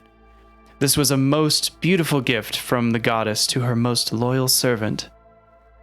It's a pretty good story. I think she kind of bullshitted it a little bit myself, but she sure talks a big game. And he ended up not being able to marry a goddess. That's true. That is true. Can you tell her that next time we see her? I'm just kidding. She Will I might get punched into oblivion? No, but she might make you not be able to read. in any language. Yes. Yeah, exactly. Anyway, Falbin, did you see a constellation? I forget which one you saw. The bard. The bard. Do you want to take a stab at which one it is? Oh no. Okay, well I'll show you. You see that one that just looks like an upside down A? Well, that's what a bard looks like. I'm glad I didn't try. That's what that's what I look like when I first get out of bed. So the story goes, during the First War, Pelenia, a famous bard, was captured by Lutheria, the goddess of death and dreams. Terrified as to her fate, Pelenia sang songs of dark humor that made light of the First War's atrocities. This is kind of Lutheria's thing, so she won Lutheria over and so won her freedom. But as she departed, Pelenia grew overbold and tried to steal Lutheria's treasures. She was captured again and taken to the island of Oathbreakers. There, Lutheria made her an offer. If Pelenia could make her laugh with one last song, then all would be forgiven. But before Lutheria could take up her lute, before Pelenia could take up her lute, Lutheria reached out with her clawed hands and ripped out the bard's tongue, forever silencing her beautiful voice. The 5 stars in the constellation of the bard reminds us of Pelenia's tale. The 2 brightest are the singer herself. The next 2 symbolize her lute, and the small flickering star between them is her severed tongue. Well, that was pretty dark. I think there is a lesson to be learned there. Lutheria? Well, but Pelenia did entreat with her quite successfully due to her understanding of Lutheria's personality. And that might do us well to think on.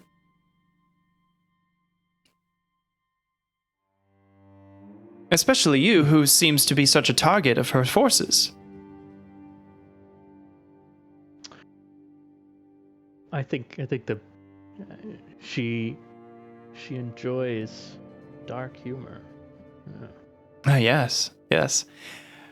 If you think my jokes are bad, hers are like, you know, those dead baby jokes that were popular in like 2010, you know, in America, or whatever the fantasy equivalent is. It's like that. She's the only one laughing, and it's not because it's funny. She just thinks it is. Anyway, cool person. Shade, how about you? What was yours? I believe it was the Geigen. Ooh, yes. Do you want to take a stab before I interject? I'm quite ignorant, but sure, I'll try. Okay. You know, it people It's an intelligence yes. check. Even the most common folk can go to a museum and gain things out of, oh my goodness. Yeah, she like sees your huge furry arm just kind of point and then just land right on the spot. Yes. That one looks like it could be a 4-armed whatever. That is the one. I mean, it does help that it sort of looks like a stick figure person, just with more arms. So somebody of your artistic tastes would, and I joke. You are. I should not make fun You're of right. you. I got lucky. Okay, I get it. Anyway, so it's to the east. In those stars, you can see the figure of a 6-armed, one-eyed giant, the Geigen. When the story goes, when the Dragonlords first arrived, there was much strife between the newcomers and the native races of Thelia. You've probably seen that there's some bad blood between the mortals and the native races. No, Yeah. I hadn't noticed. Yes. Much blood was spilled, but none reveled in the slaughter of warfare quite so much as Estor Archelander, who was the general of the Dragonlord armies. In one brutal battle, he wiped out every Geigen warrior to the last. Well, almost all of them, as we now know. After the massacre, the children of the Geigens prayed to Sidon and Lutheria for protection. Moved by their plight, the great titans rallied the centaurs, the nymphs, all the native races, and together they attacked the settlements of the Dragonlords across the islands in retaliation for Estor Archelander's crimes, and thus began the First War.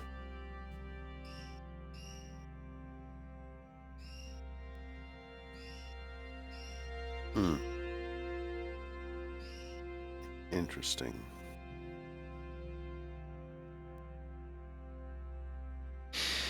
And I think it's Estor in particular that really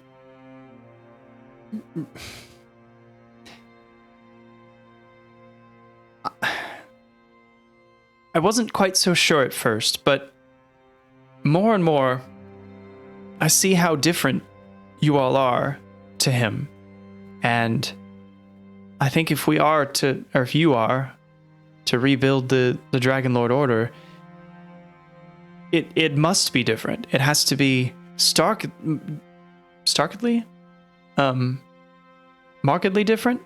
Yeah, it has to be so different as if to almost be unrelated, because this land, not just the people but the land, it still bears resentment and may never forgive completely. So you're right. It's amazing the damage a single short-sighted man can do, given the right abilities.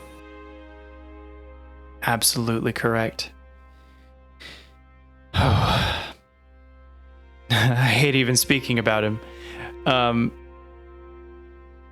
Anyway, I know that you are all learning a lot, and I'm just very pleased to see the lessons you're taking away from things.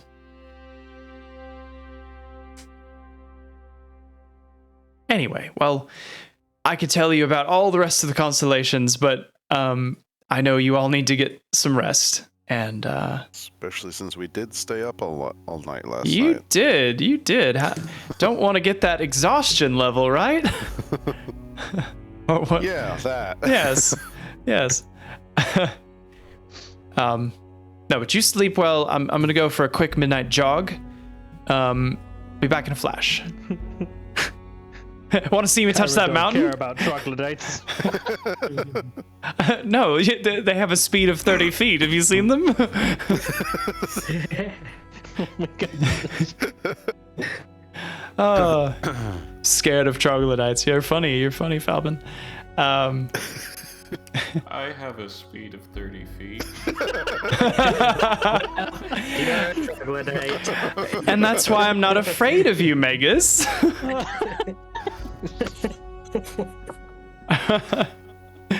Oh boy. Should we set up a night watch? Yes. I can take first watch if necessary. I'll also have Rue on Overwatch. Okay. Does Rue sleep? No, it's I mechanical. don't think so. He just So winds can up you that just, little like- crank on the back and Yeah. You just have it fly all night long and then like come wake you up if it sees anything? Yeah, it can Or come just- communicate to me what's going on, even where it is, what direction, how many. So you're gonna throw that up in the sky? Yeah, it's him. Thank you very much. Sorry. Sorry. remember Oh. Rue Death Strafe. Yes, Mhm. respect the strafe, bro. Well, I will take the second shift. Alright. I'll take third. Although, like, I'll just sleep 4 hours and then just be awake for whoever. Alright. Sounds good. Okie dokie. All right, I definitely was listening, but I'm sure you guys picked a watch order, which is great. So just Shades gonna up first. shades up first. On watch. Cool. Rolly. Neat. Roll. Cool. Initiative. No, just Yeah, no, it's just for weather. yeah. Yeah, it's a weather roll. Are there clouds? How many shooting stars do you see? Yeah. Yeah. Roll for shooting stars. Roll a Perception? roll a D100, and on a 90 to 100, you see a shooting star. Alright. Ooh. Okay. All right. You don't see one. No shooting star. Aww. You don't see one. Now, so, to be fair, this doesn't mean that there aren't shooting stars. It just means you're blinking when they are happening. That's what it is. Hey, Falvin sees one. You guys are like, you guys hear the sound of eyelids just closing together, and then Falvin's just like looking, and you see the shooting star, and then you hear their eyelids go.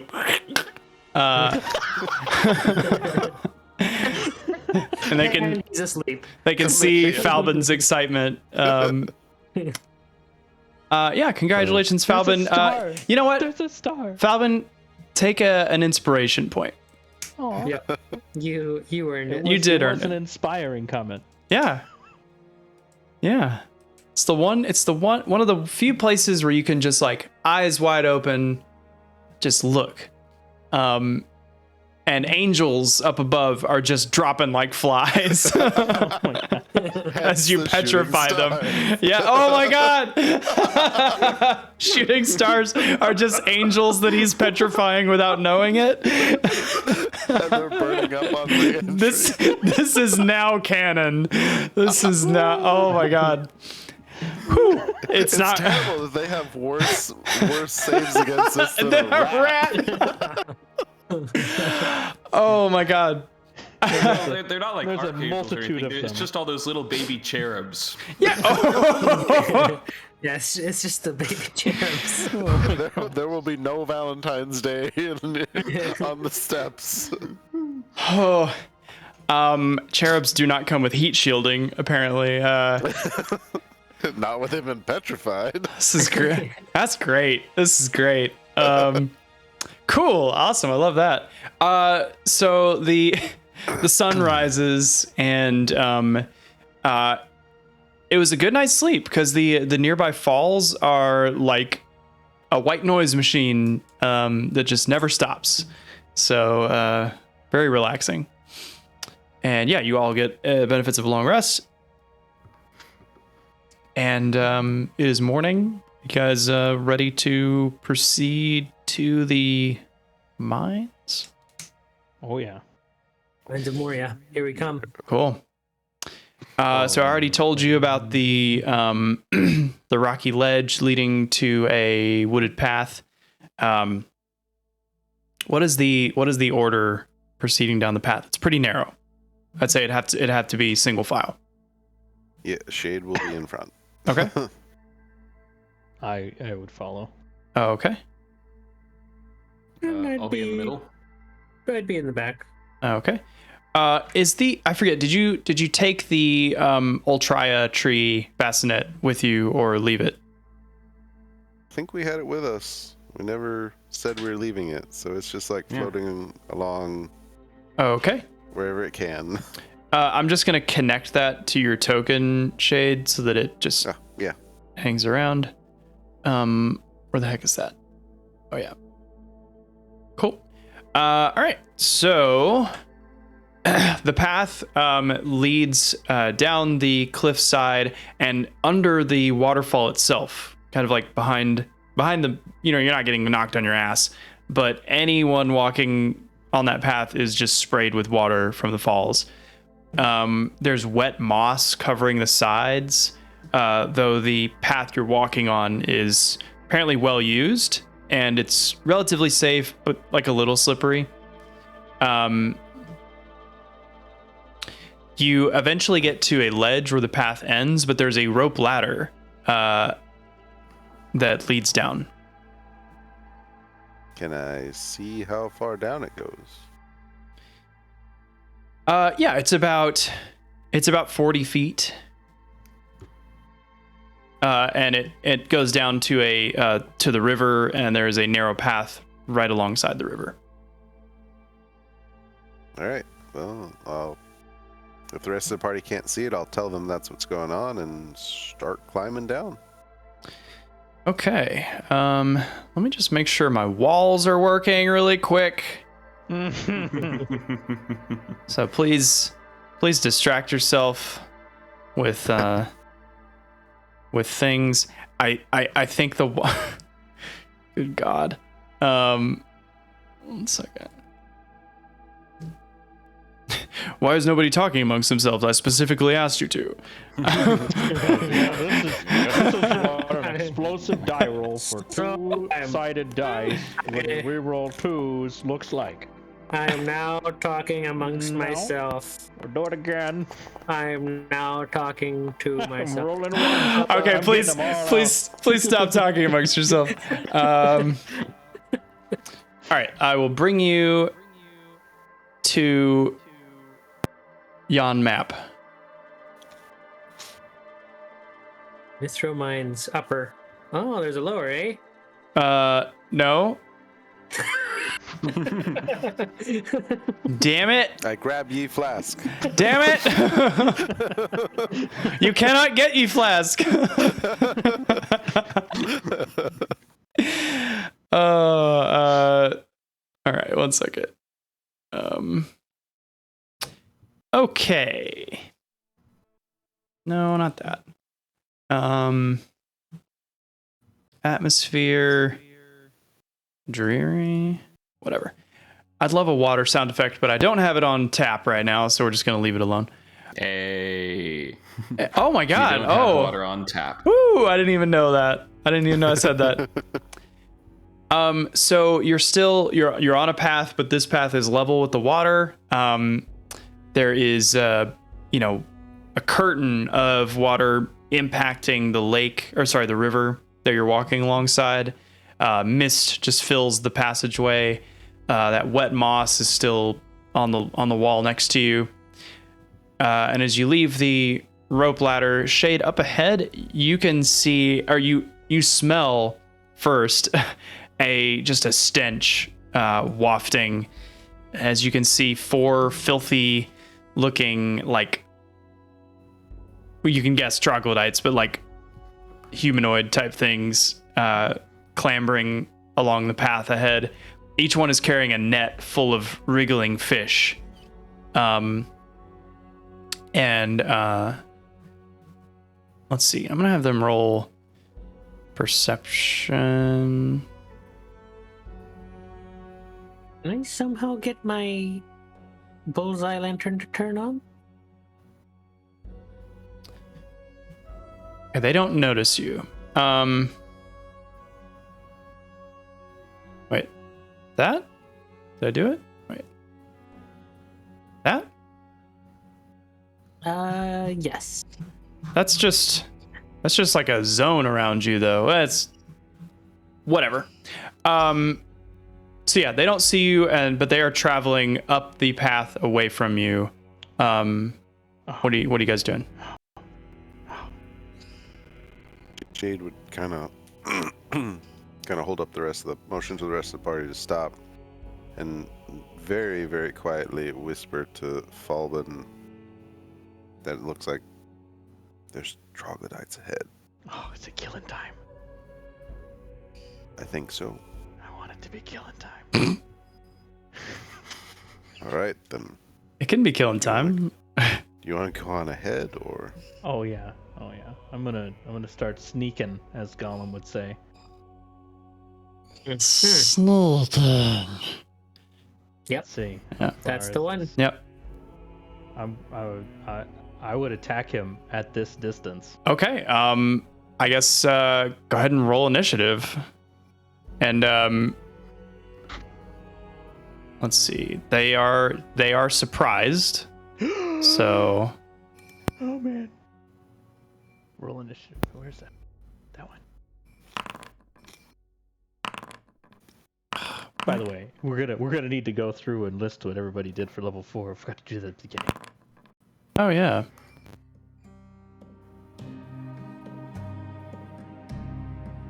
Surprised. Why isn't surprised a condition that I can select? That's fine. It's all right. We just beat the hell out of him. Also, I'm definitely gonna have them all go on the same initiative, but Ah, dang it. oh, I can drag initiative. Ah, yay! That's great. Okay, let's begin combat, shall we?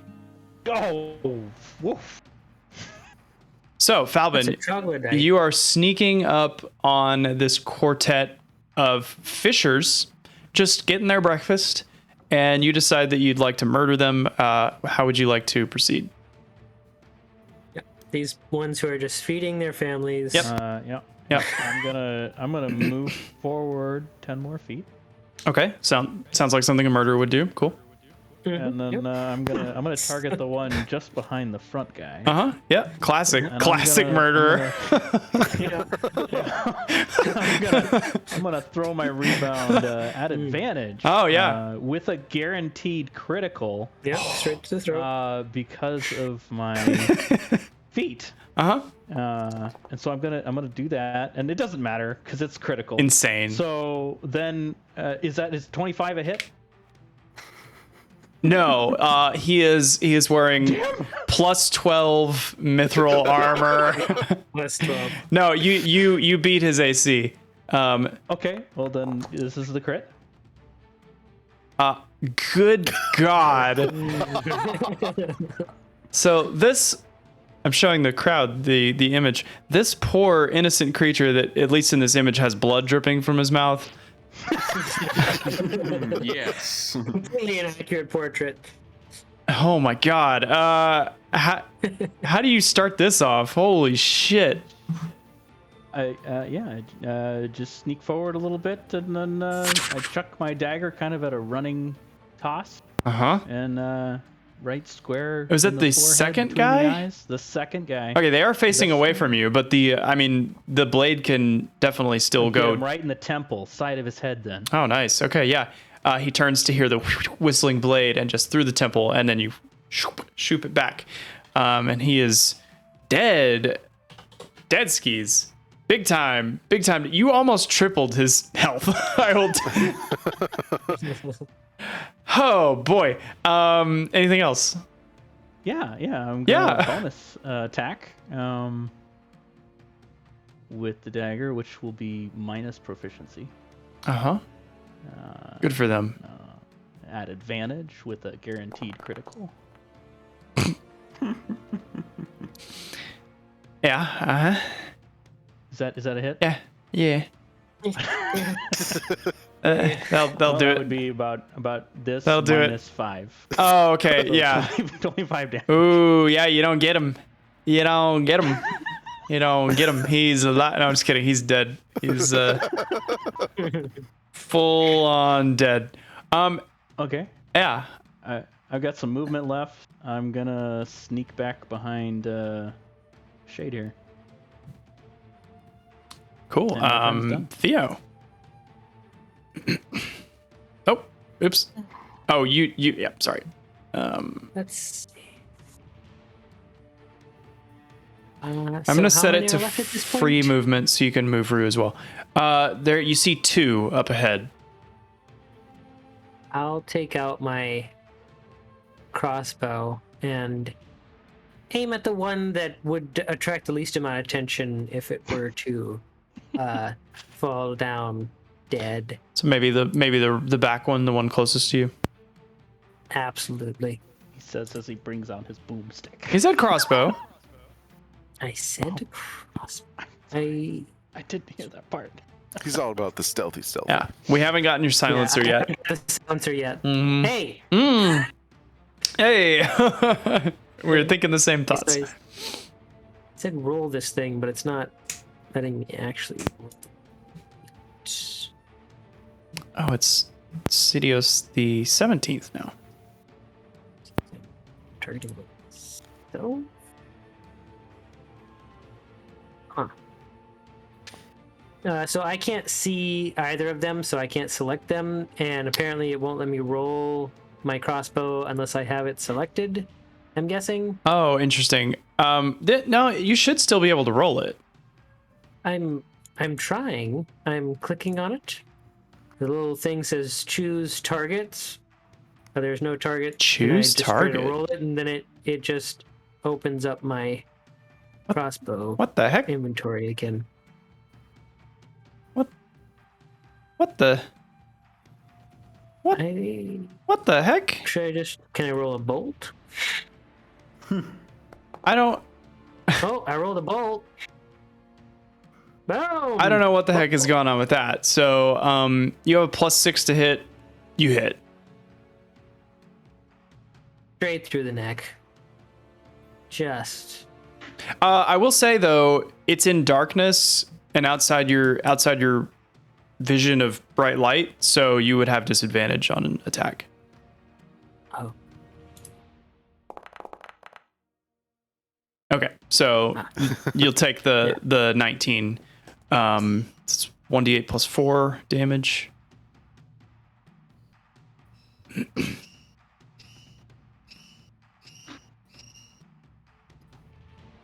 don't know why it won't let you just roll straight from the sheet. That's weird.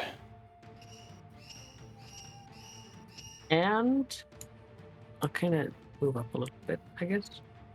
Did you roll damage? I did not. What is? So it's 1d8 plus 4. 1d8.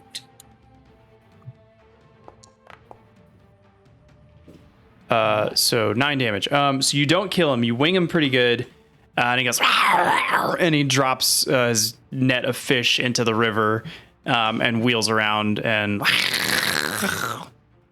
See what happens when I don't use the musket? You alert everybody either way, right? Anything else? I'll do it for Okay. Theo, and then Rue will swoop in and do a pinion storm. Same guy, the injured guy. Yeah. Just kind of finish him off. That hits. It does not quite finish him off. So close. He is near death. The healthy one is going to rush towards you. It's gonna run 60 feet. It's just gonna dash and just like it dropped its net of fish, just squirming on the ground. And the other one, also still near death, is gonna rush in too. And then we'll end their turn, and it'll be Megus's turn. Yeah, I think it's pretty simple. I'm just gonna target the one that's near death, and I'm just gonna fire off a firebolt. Mm-hmm. And this guy. And I press the button. And there it goes. Yeah. And he falls into the river, dead.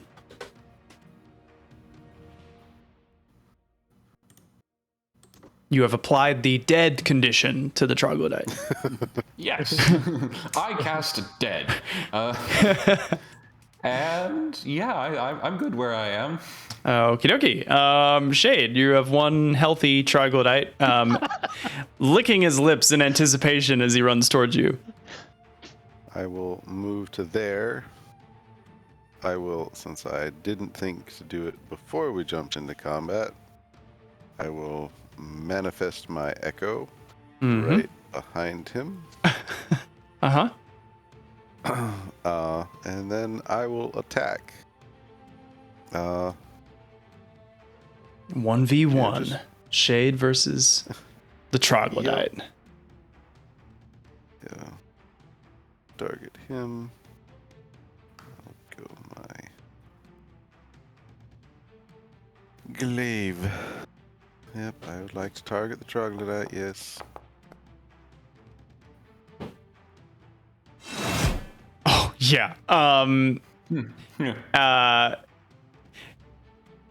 Does the echo do anything when you attack, or does it just stand there? No, it just kind of stands there and, idle animations a little bit. Cool. Yeah, you chop this troglodyte in half, and he's dead. You did exactly enough damage to kill him, by the way. So he is exactly dead. Exactly. Yes. All right, well done. You have solved my troglodyte puzzle. Congratulations. Now all the fishes are mine. Yeah, there is one of the nets fell into the water, but there is a net of fish up ahead. Mm-hmm. Are they? Got what we came for. Are they flying fish? They're in a net, so they are flopping, but you can't tell if they could fly unless you take them out of the net. I see. Well, that may bear some investigating. Yeah. I think. Yeah. Yep. And if not, we could always have good old Shade throw one up, ski shoot. Yeah, totally. Yeah. All right.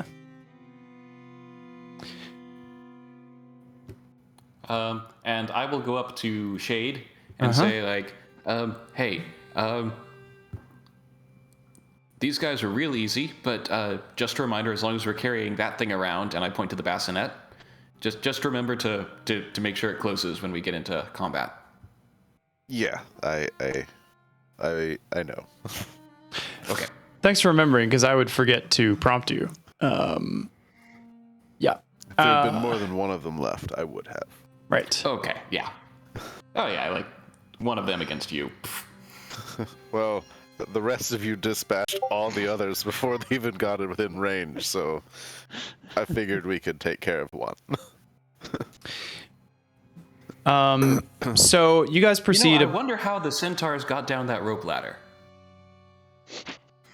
This. Huh. There's a slide. There's a mental image. You. Huh. Plot hole.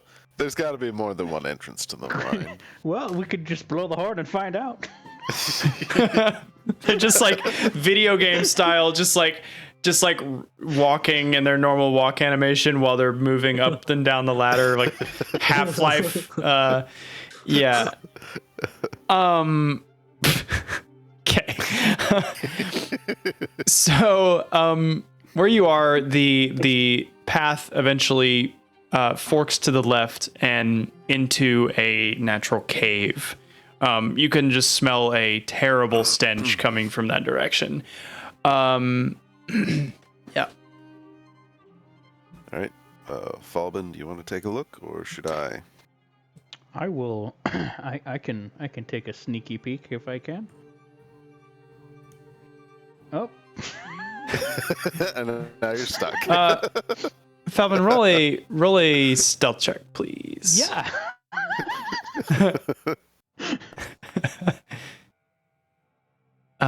Okay, and Sneaky boy. their passive perception is 30. So... Yeah, yeah. No, they don't notice you. You see two of the same.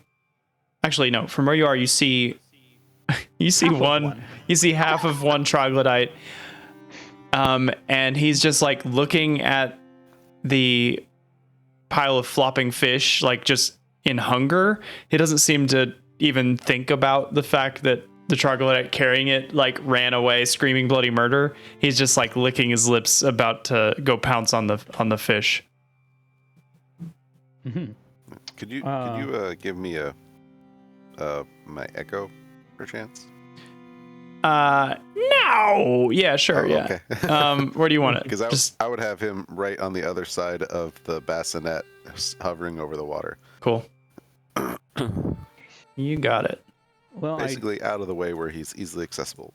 I'd whisper this to Shade that I see some more, and I think I'm just gonna stab him. All right.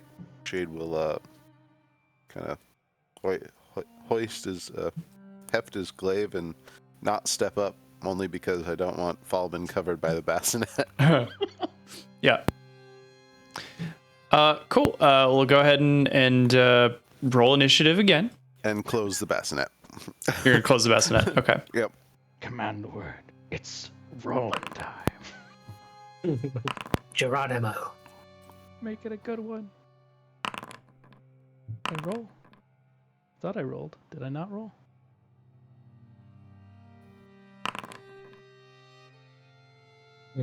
Nailed it.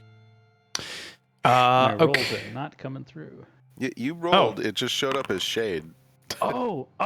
I still have access to your shadow. Oh And so I shoot! was rolling from your shadow. I forgot to. I forgot to turn off the permissions on the shadow. Sorry. That's fine. It's now fixed. Let me see if I can edit that. Oh, that's fine. You're in. All right. Execute.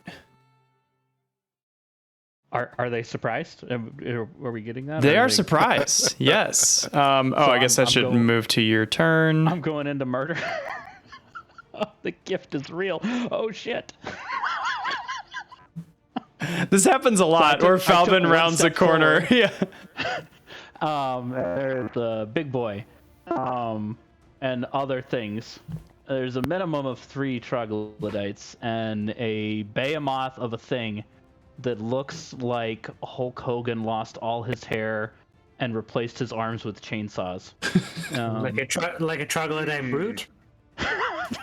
Oh, I was not expecting that. I can toggle visibility of creatures in initiative. That's interesting. Interesting. I've lost buttons on my interface. Psych. Gotcha, bitch. I can no longer target things. Haha. My Balance out my handicap. my plan has come to fruition. Well, if I could target something, I think I would target the scary boy. It's like, why is the targeting? I can target. Are you hovering over and then hitting T on your keyboard? Hover over the token. Tried that before, hover over the. That did work for me. Okay. Yeah. So try that next time. I'm gonna go ahead and do this. Well, tell me, Falbin, what good is your dagger if you are unable to target?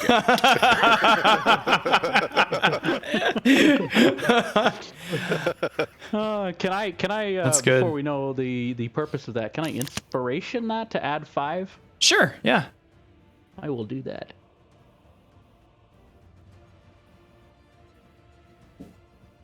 So it would be a 17. Does that hit? It does hit. It's a good thing you did that. Does this count as a crit? It does, because it's a surprise, I assume. You bastard. Wow. 32 damage. Okay, so you stick your head around the corner and like double take as you go, oh shit, oh there's a big guy. And then you flip your dagger up in your fingers, you throw it with incredible accuracy. It lodges right in his sternum, and he goes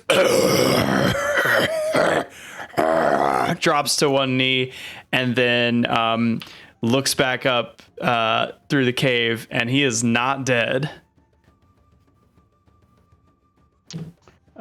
Does my dagger dislodge in return? Yeah, Or is it stuck? does. Okay, well, he's getting it again. Okay. If you can hit him. -5 for this Oh, you did fine. So 21. Okay, yeah. So he's very scary. He's very his passive intimidation or resting bitch face is very high. But you do plenty of extra damage. Do you get the crit again, even if I do. Is he Every attack I make in the first round Holy is a guaranteed crit. shit. Oh boy. So Oh boy. Nuclear. looks like. Yeah, he doesn't exist anymore. But he took a big ol' hit. Yeah, cool. I'm gonna back up a bit and probably to here. Is this somewhere I can stand, or do I need to be against the wall? You need to be against the wall. Okay, I'm gonna do that, and then Against the wall. Yeah. Can I ready an action? Or a reaction? I don't know how that works. No, that I'm more it takes active. your action to do that. Okay, then I'm good. That was fun. Cool. I'm glad you had fun. It is. Wait, does that go? Just go to Theo. Yeah, I accidentally rolled. Oh, him. okay. Sorry. That's why it's. I will remove that combatant. Theo. I'm gonna make my way over here Oh boy. to see what the hullabaloo is all about. And then I'm gonna say, huh. Huh. And I mean, he was grunting all over the place, so I assume these guys already know that we're here. I'm gonna... They're also pretty stupid. Oh, okay. Well, then I'll stick with the crossbow. I mean, I'll hit the one closest to I me. didn't mean to like sway your decision. I just mean like they're kind I of. mean, if they're pretty stupid, we'll just roll the. Okay, so it's still not. I think we had this problem before when I tried to roll the crossbow. For some reason, the crossbow doesn't. Maybe if I go to a different section. Just roll a d20 and add your modifier and. Oh. Wait. Oh, that's the bolts. Oh, there. Okay. Yeah, you hit him for 10. He's still up, but decent chunk. And I suppose I should have Hunter's Mark first. It's a bonus action. Yeah, you'd have to do it first. Okay, then 'Cause it's to I your will next attack. Hold off. Yeah, then I will. Rue can do a swoop. Exactly what I was hoping for. And I'll go back to my position, and then I'll have Rue. Ah! Oh, I can't actually see. Oh no. Well, you should have given Rue the lantern. It's fine. It's fine. I can just roll the. I mean, Rue can see you him. get the idea. Yeah, you get the idea. Yeah. I'll actually, yeah. Oh, Rue. I'll Pinion Storm. So the same one. that image hover module looks so nice when you hover over Rue. I just noticed that. Oh. Rue exactly kills the troglodyte. And then goes back. Cool. Shade. All right. I will lead with my shadow. Can go in that far, and then whoop. Not yet. Oh, wait, there we go. And follow him. And I'll attack from my shadow's position on this dude. And just glaive him. Shadow glaive. Oh yeah, big old chunk of stinky scales falls off. He's near death, not dead. Alright, well then I will... I didn't think I'd hardly ever use this portion of it, but I will actually use my bonus action to... Since I don't see any other... let me make sure I'm doing this right. It's my bonus action to make an offhand attack with the opposite end of the weapon. Oh, An neat. ability modifier, Wait. but the damage is a D4 and deals bludgeoning. Is that that's the polearm master thing, right? Yep. Yeah, nice. Nice. I get to make another attack, but the oh, actually, let's see. It's like 2-weapon fighting, but just with 1 weapon, kind of. Well, let me. Okay, no, it won't roll it from there. Yeah, something like that. Oh, but it So I get to uses make the another same ability modifier. That's it's a crit with that. So I stab him and then just like clock him out, basically. Oh, because it's not a blade at the end. Yeah, it's the bludgeoning end. Oh So yeah. it's actually dealing bludgeoning damage. You spray his 1d4. brains across the side of the tunnel with the pommel of your glaive. Dead. Dead. You have once again solved my troglodyte puzzle. And I will walk up to the entrance to the cave and say, like, I don't know, I don't see what you guys were so excited about. So which one was the big guy? Which? This guy. If you hover over him, you should be able to see a larger image of him. Oh, okay. Yeah, Shade at least will go over there and investigate that dude. Like, Yeah. What's This up with guy that, seems dude? Different. Yeah, what's up with that? That's so weird. I mean, we were told about the eat more, get bigger, stronger ones. Yeah. I mean, that's kind of the gist of it. Troglodytes rarely get like weapons. Actually, whatever. I would have you roll a nature check, but you got information about them from the centaurs. They would, I don't know, they'd rarely have like armor or I don't know. These guys are like orcs, you know, orcs compared to goblins, I guess. So they're beefy, they're mean. Okay. Yeah. That doesn't have anything of value or real interest on him. No. Okay. Besides stinky. It's got I will reopen the bassinet so make sure we get air in there. We don't run out of air for a precious little group. stinky air. Yeah, Breathe deep. Breathe he's a deep the plant. stinky air. He likes all those type of, nutritious things for plants. Uh-huh. These are good puzzles. Good puzzles. I'm going Good. I'm going to pick up the bag of fish. Okay, you have a bag of about 15 river fish. Okay. Just because if one of them was stupid enough to be like distracted by that, maybe we could use it as a lure or something. Fair point. Priest lure. So let me just Right. describe where you are right now. So this floor, the tunnel, this floor is well used, covered in the tracks of the foul creatures that you've seen. The tunnel eventually forks.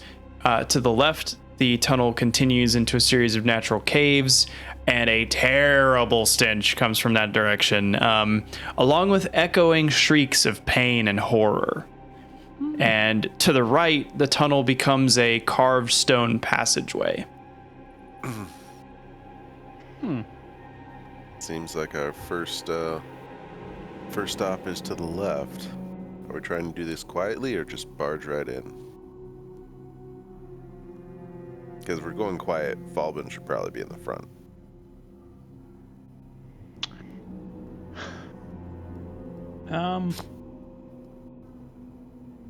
Well, there's troglodytes. There could be more of these big boys, as we'll call them. I think I've got enough dexterity to be able to pull back if we run into somebody, so we might be able to sneak along. Might be worth a try.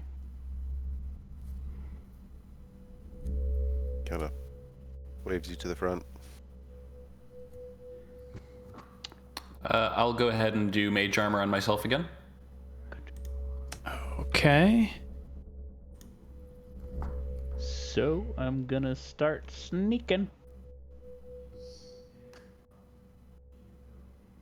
All right. Oh. What is your passive perception? My passive 16. perception, I'm so glad you asked, is 16. Okay. All right. So you hear these screams of pain coming from the left. You're pretty sure that that's the centaurs that you're looking for. Well, I'm gonna keep barreling along. Roll a stealth check. Well, that's a really good time to roll that. Are the rest of you like hanging back pretty far, or are you? A little bit, like, Yeah. what are we, 30 feet or so back? He's the sneaky one. Yeah, so I'd say probably about at least 20 to 30 feet back. Okay. All right. Just making sure. My shadow would probably be in the middle of that because it doesn't really make noise. Right. Yeah. Okay. No problem. All right. So Falbin, you see, in this cave, there is there's a stench worse than anything you've ever known where you're standing, and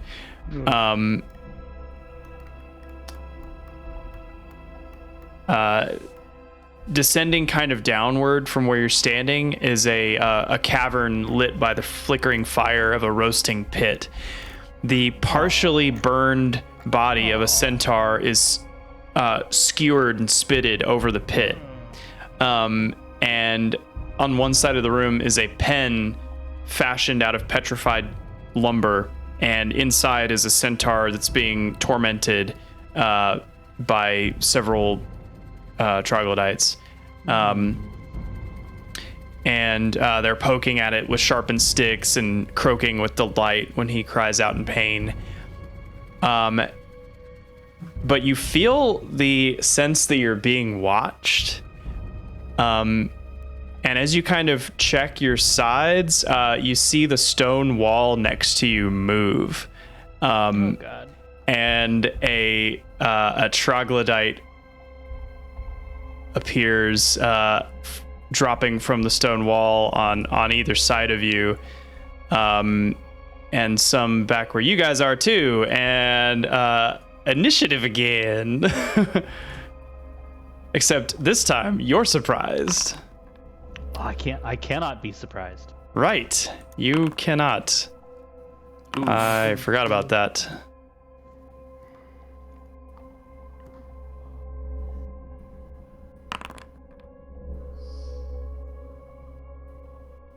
Oh yeah. Oh, there was supposed to be brutes in here. I accidentally had them set as invisible. They're not invisible.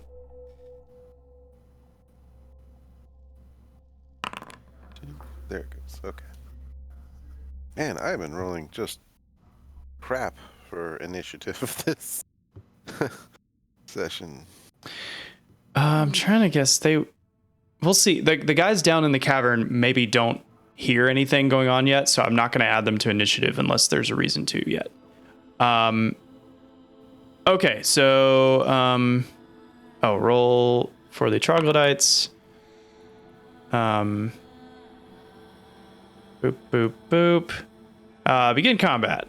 So Falbin, you cannot be surprised, which is awesome. So you get to go first.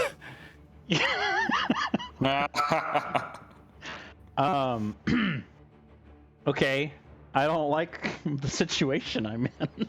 So the guys down in the cavern with the centaurs don't seem to notice you yet. So you at least have that on your side. I do. So first things first. Because of my assassin trait, I get advantage on all attacks I make this turn. I'm going to grab my dagger and I'm gonna try to quietly dispatch the one troglodyte that is next to me. Okay.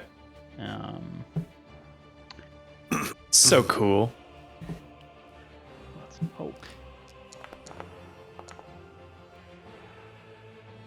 And then Do you have advantage? I do, because my assassin trait. Amazing. Anybody who hasn't had a turn yet, I get advantage on, which Amazing. means I get sneak attack. Amazing. That is actually exactly enough to kill him. So describe how you do this, because this is very, very cool. Because you almost as he comes out of the wall, it seems like I just kind of lean back and I slit his throat. Oh, he thinks he has you. Oh, he thought wrong. That's sick. You still have a bonus action. Yep. I'm gonna walk away from this cavern, and I'm gonna then try to quietly dispatch this dude. Amazing. With no proficiency, so -5 on this. 20 to hit. Yeah. That's a sneak attack.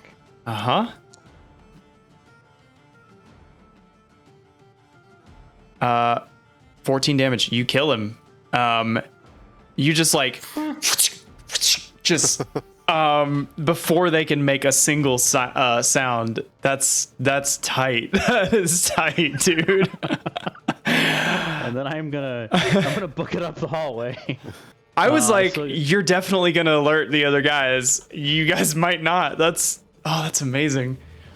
Can I stand here or? I can't? Yeah, that's enough of a space. I'm gonna stand right there. Okay. And I'm gonna tell Shade that there are 2 brutes and 3 troglodytes a minimum in the smaller cave up ahead.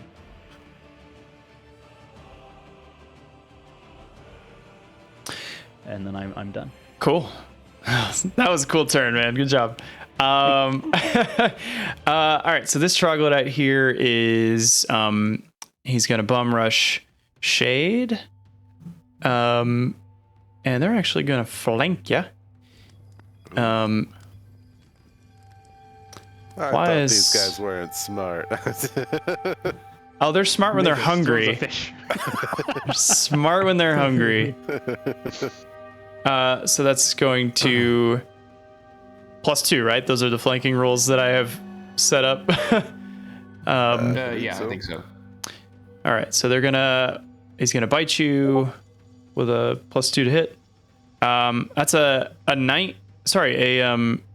21 to hit. That'll hit. He sinks his teeth in with his like frog-like, lizard-like mouth, doing 6 piercing damage to you. And then the other one is going to make the same move. Also, that's a 23, doing 4 piercing damage. Sweet. That's all they can do though. So it is over to Theo. I'm gonna target the one to the north of Shade. I'm gonna use my action that is my sharpshooter action that lets me take -5 to my attack and add 10 to damage if it hits. Nice. But that's not gonna. Ooh. anything. Actually, that still hits. Ha! That'll take him down. You then, right? you lean your crossbow over the top of the floating bassinet, which is just rock solid, and shoot him, and yeah, you add 10 to the damage, so you kill him. Boom. Nice. I'm glad that worked the first time that I Yeah, used it. no kidding. I want to use it more. Anything with your bonus action, sir? No, I think I'll save Hunter's Mark. for All right, later. Shade, you are almost dead. What would you like to do? Well, was he gonna do anything? Yeah. Oh, I Rue. actually Oh, yeah. Rolled Rue's initiative, so he's in the.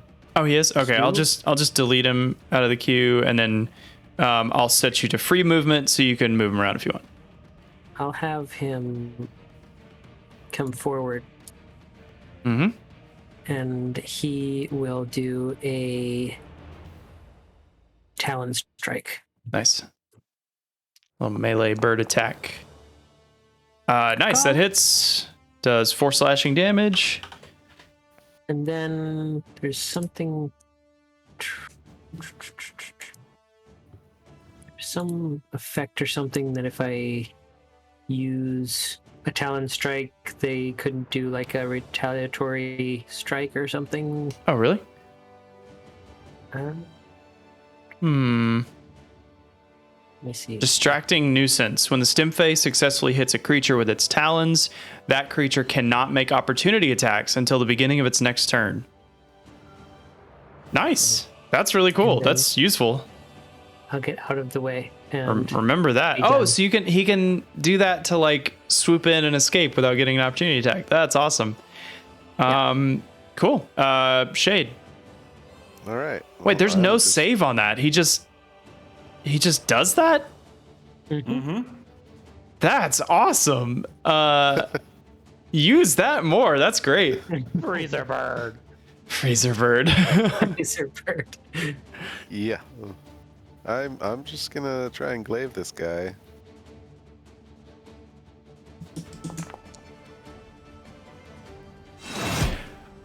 You did more than try. You have paid him back in way more than he full. dealt to you. Yes, in full plus more. It's just sprays stinky blood all over the walls, and we were out of combat. And you did not alert the others, which means this is a perfect place for us to wrap the session, I think. Well, One of these days, I'm gonna get to attack.